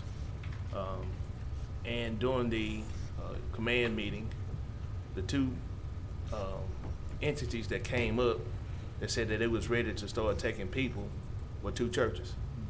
There was no schools, there was no buildings, it was two churches. And so that lays the path and the groundwork to me that said what we did about giving them some money to do that is worthwhile. And also, we might need to have that generator component on some other churches and do a combination, because that was what people needed the most, somewhere to go to be able to have a cooling station, because we started out with cooling stations. So if you flip and do the same thing in the wintertime, you're going to have somewhere where it's warm and they can be warm. So throughout this year, any kind of storm that comes about, you're going to need a place of safe refuge. And those tend to be the places that will be available first and early on.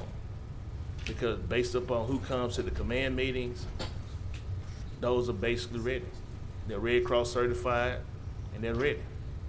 So ones that didn't feel that it was basically necessary, here's that opportunity that you can see that they were. That's all I have, Mr. President. Commissioner Atkins. Thank you, Mr. President. I'm glad that the lighthouse cooling stations and community aid stations proved useful over the last week or two. I just want to remind my colleagues that I was not opposed to the mission. I was just opposed to the approach. And but to LBJ's point, maybe there's other opportunities to take a more traditional approach to some other stations. Thank you, Mr. President. Okay, Commissioner Epperson. Ms. Bryant, would you check and find out what's the status of the old Sam's warehouse on the corner of Juella and Meriwether? Yes, sir. I do know that it is still a state site. We'll find out more information about what it takes to get that. Why it wasn't activated if it was. It didn't, the issue we had was that it didn't have power and it did not have a generator. Oh, there's no power. So- Right, so the question now is why there wasn't generator power? Yeah, And that's we're right. gonna Right. ask those questions. It's, like, you know, generator there, should be one of them with these, what you call this solar or whatever they try to do at these churches too. Thank you. Okay. All right, is that it? I'll just add mine to my president's report. So, Mr. Clerk? So move forward. Okay, that brings us to, we have no, I'm sorry, you did say you're passing on the president's report? No. Okay, I'll stop. then we're at president's report. President's report. Okay, I'll have one. I may have misunderstood you. Okay, Sheriff Prater and the Homeland Security Coordinator commended the Parish Commission for calling an in-person meeting. Initially, they were, you know, the different departments and entities were doing things individually. I wanted to thank Commissioner Johnson. He called me and said, I really think that you need to have an in-person meeting. Sometimes you get baptized in fire. And this was my first major disaster. And I know the Madam Administrator, this is not your first rodeo, but you stepped up to the plate and filled in and you kept me informed along with Crystal, and I really appreciate it because it's tough whenever you have a microphone stuck in front of your face and you don't know what to talk about. So I appreciate you all being there. It gave me a sense of comfort to address the public on issues while the mayor as well as Chief Prater and others were giving information out. The public need to know that we worked hard to try to get them back and still working hard to try to get them back in service. I'm starting to get more calls now for people who service is still out, so we will still continue to have those meetings, but we will have them on Zoom. I suggest to the commissioners to, and I'm going to send the link out to you for you to be on there. I heard Ken, Commissioner Epperson talk about areas that are out. Commissioner Johnson mentioned some, and some of you. I wouldn't know that. They need to know that at that meeting at this point. So bring that information for them to hopefully send people in before they let them go back home, because they are sending them back home. I think that was the only three things that I had. Oh, when I mentioned about Sheriff Prater and the Homeland Security Coordinator commending us on calling the meeting, this was the first time that they implemented what they call the incident management plan, where they gave different people different responsibilities to do, and it all came together. So that was mentioned to me by the Homeland Security Coordinator. So, and he said that may be a model in which they'll probably be suggesting to some of the other parishes in the same situation. That's it on that, Mr. Clerk. Okay, that then brings us to public hearings. We do not have any public hearings for zoning ordinances and cases today, but we do have public hearings for regular ordinances. We have a few of them today, including those for our annual millages. If you'd like, I'll go ahead and start reading those. That'll be fine. Okay. The first item is a public hearing for ordinance 6332 of 2023. That's an ordinance setting the parish millage for the purpose of paying principal and interest due in 2023 on outstanding parish bond issues, and to instruct the assessor to include said millage on the tax rolls of the parish of Caddo for the year 2023, and to otherwise provide with respect thereto. The next item up for a public hearing today is a public hearing for ordinance 6333 of 2023. That's an ordinance to adopt the values fixed or to be fixed by the Louisiana Tax Commission on all assessments for railways and other public service corporations, and to instruct the assessor to extend such assessments and values on the tax roll of the Parish of Caddo for the year 2023 and otherwise provide with respect thereto. The next item is a public hearing for ordinance 6334 of 2023. That's an ordinance to set the general purpose and special purpose millages, providing for millage rate adjustments as allowed by Article 7, Section 23 of the Louisiana Constitution of 1974 and Louisiana Revised Statutes 47, 1705B, levying and imposing fines and assessments for 2023 on all the property subject to taxation in the Parish of Caddo and to otherwise provide with respect thereto. And the final item that you have for a public hearing today is a public hearing for ordinance 6335 of 2023. That is an ordinance to set the 2023 assessment for property classified as timberlands at 8 cents per acre. There's an annual tax of 8 cents per acre on each acre of timberland in the state of Louisiana to be paid by the owners, known as the forest protection tax. This tax is in addition to the assessment of timberland at its use value. The commission must adopt an ordinance each year to set the forest protection tax at 8 cents per acre. The revenue from this tax is remitted to Louisiana Forestry Corporation. And those are all of the items on for today. Did you want to go ahead and open? Well, I can, but Commissioner Johnson, you have something before that? No, after that. Okay, we can open the public hearing. Okay. Okay, the floor is open for a public hearing on these items. Anybody to speak for or against these items come forth at this point? I see none. Public hearing is closed. Okay. Did Commissioner Johnson have something? He was on there, but I'm not sure for what. Yeah, I think he did. I'm now. Okay. I want us to englobo and adopt ordinance 6332 of 2023, 6333, 6334, 6335. Okay.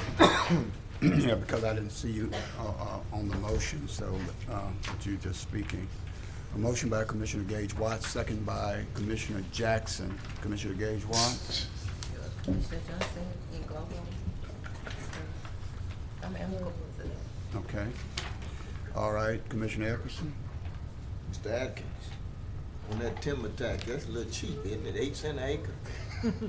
Well, Commissioner, I can state that I own no timberland in Caddo Parish.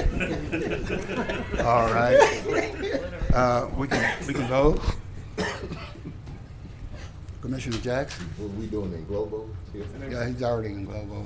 Yes, sir. It's an englobo of 6332. And that was my motion. 6335. Well, you didn't make the motion. I did make the motion. Well, it's not on here. It was a motion by Commissioner Gage Watson and Commissioner Jackson seconded.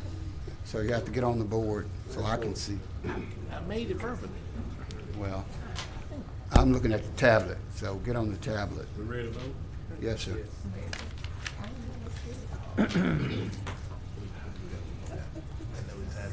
That's why we got these little things, Commissioner Jackson. That motion carries with 8 in support, none in opposition, and 4 absent. Point of order, President, my it's frozen. Will you Yeah, put mine me never down as gave me the opportunity to vote. Yeah, mine either. So Yeah, that's. count me as a yes vote. I'm a yes. Yeah. Well, let's make sure. Steve Boards, you talking about this guy? Can we redo that one? Okay, because all I can do is go by this.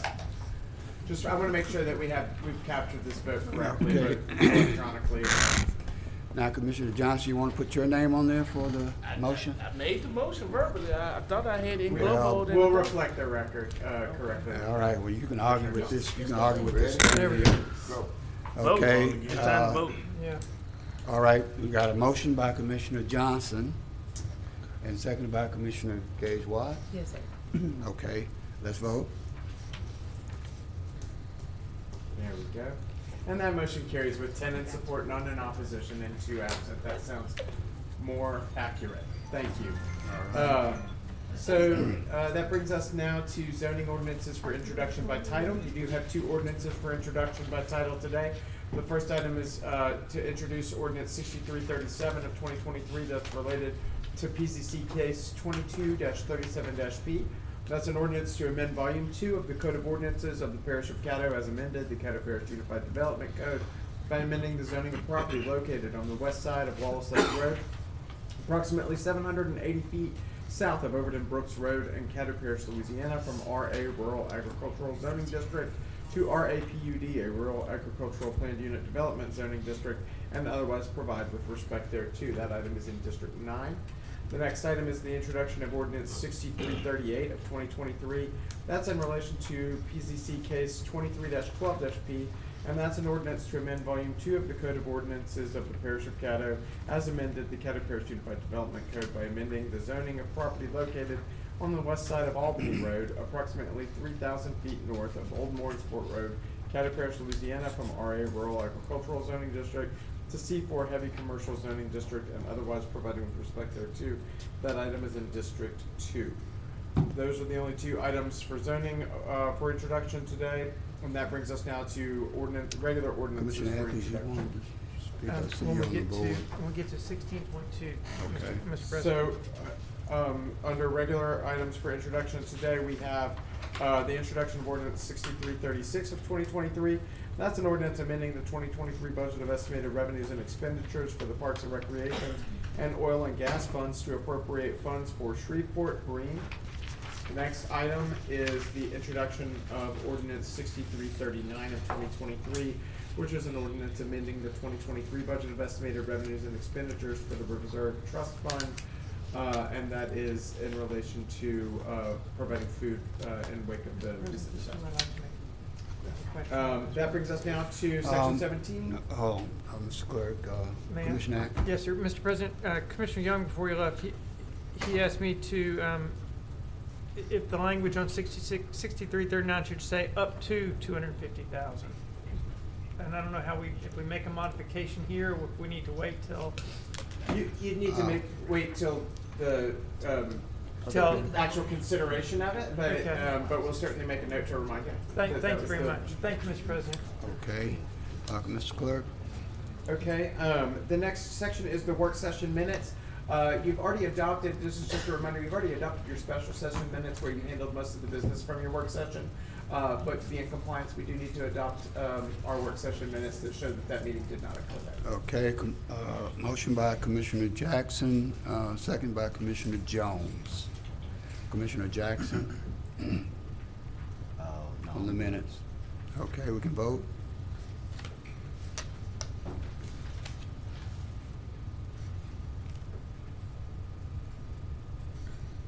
Okay, and that passes with 8 in support, none in opposition, and 4 absent. That brings us now to resolutions. The first item that we have is Resolution 28 of 2023. That is a resolution authorizing Caddo Parish Administrator to approve the assignment, bill of sale, and conveyance of state agency leases 2775, 15035, and 18798 to Arapahoe SPV LLC, and otherwise providing with respect thereto. Okay, a motion by Commissioner Stephon Jones, second by Commissioner Jackson. Commissioner Jackson? Commissioner Jones? Thank you, Mr. President. I want to move to global and adopt 18.1, 18.2, 18.3, 18.4, 18, well, we already did 5, 18.6, and 18.7. Second. Okay, it's been moved and seconded by Commissioner Jones, moved by Commissioner Jones, seconded by Commissioner Jackson. Commissioner Jackson? I thought Atkins second. Well, Commissioner Jackson's hardly got anything on the board, so we should like let him have this one. Oh, I mean, I was just gonna make I'm gonna amend his motion to add in this ARPA authorization, North Caddo reappointment, authorize the emergency fund, and establish income administrator salary. Atkins, you want to second I'll that? second that, Commissioner Jackson. We gotta go see Dr. Wilson. What time Is that that start?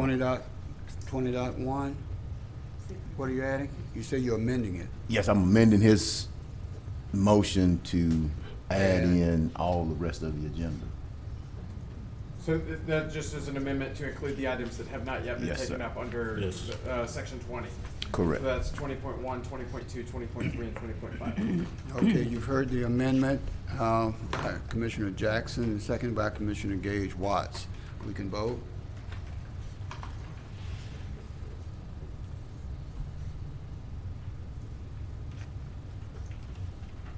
Just one moment while we make sure.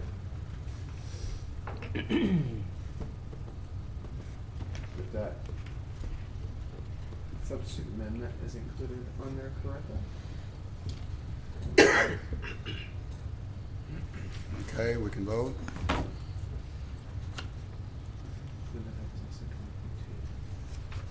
you get 20.2?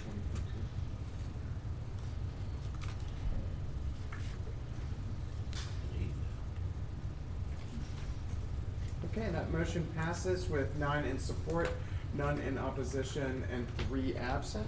That brings us to communiques and committee reports. Okay, is there anything else on the communiques?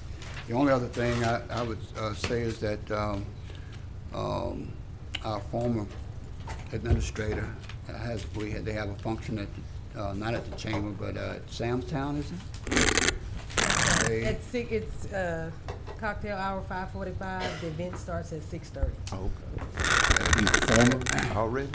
Maybe after all this is asked, maybe we need to get over there and I'm messing with Roy. Okay, anybody, Commissioner Jackson? No, I know we kind of emptied out here, but I do want to recognize the community for celebrating Juneteenth. I know we had the weather and all that other stuff. And Father's Day, belated Father's Day to all the fathers in the panel and in the room as well. You know, the community came together and put on a great Juneteenth festival with all that took place. Congratulations to Roll Mega for that 36th annual Good Times Roll Festival.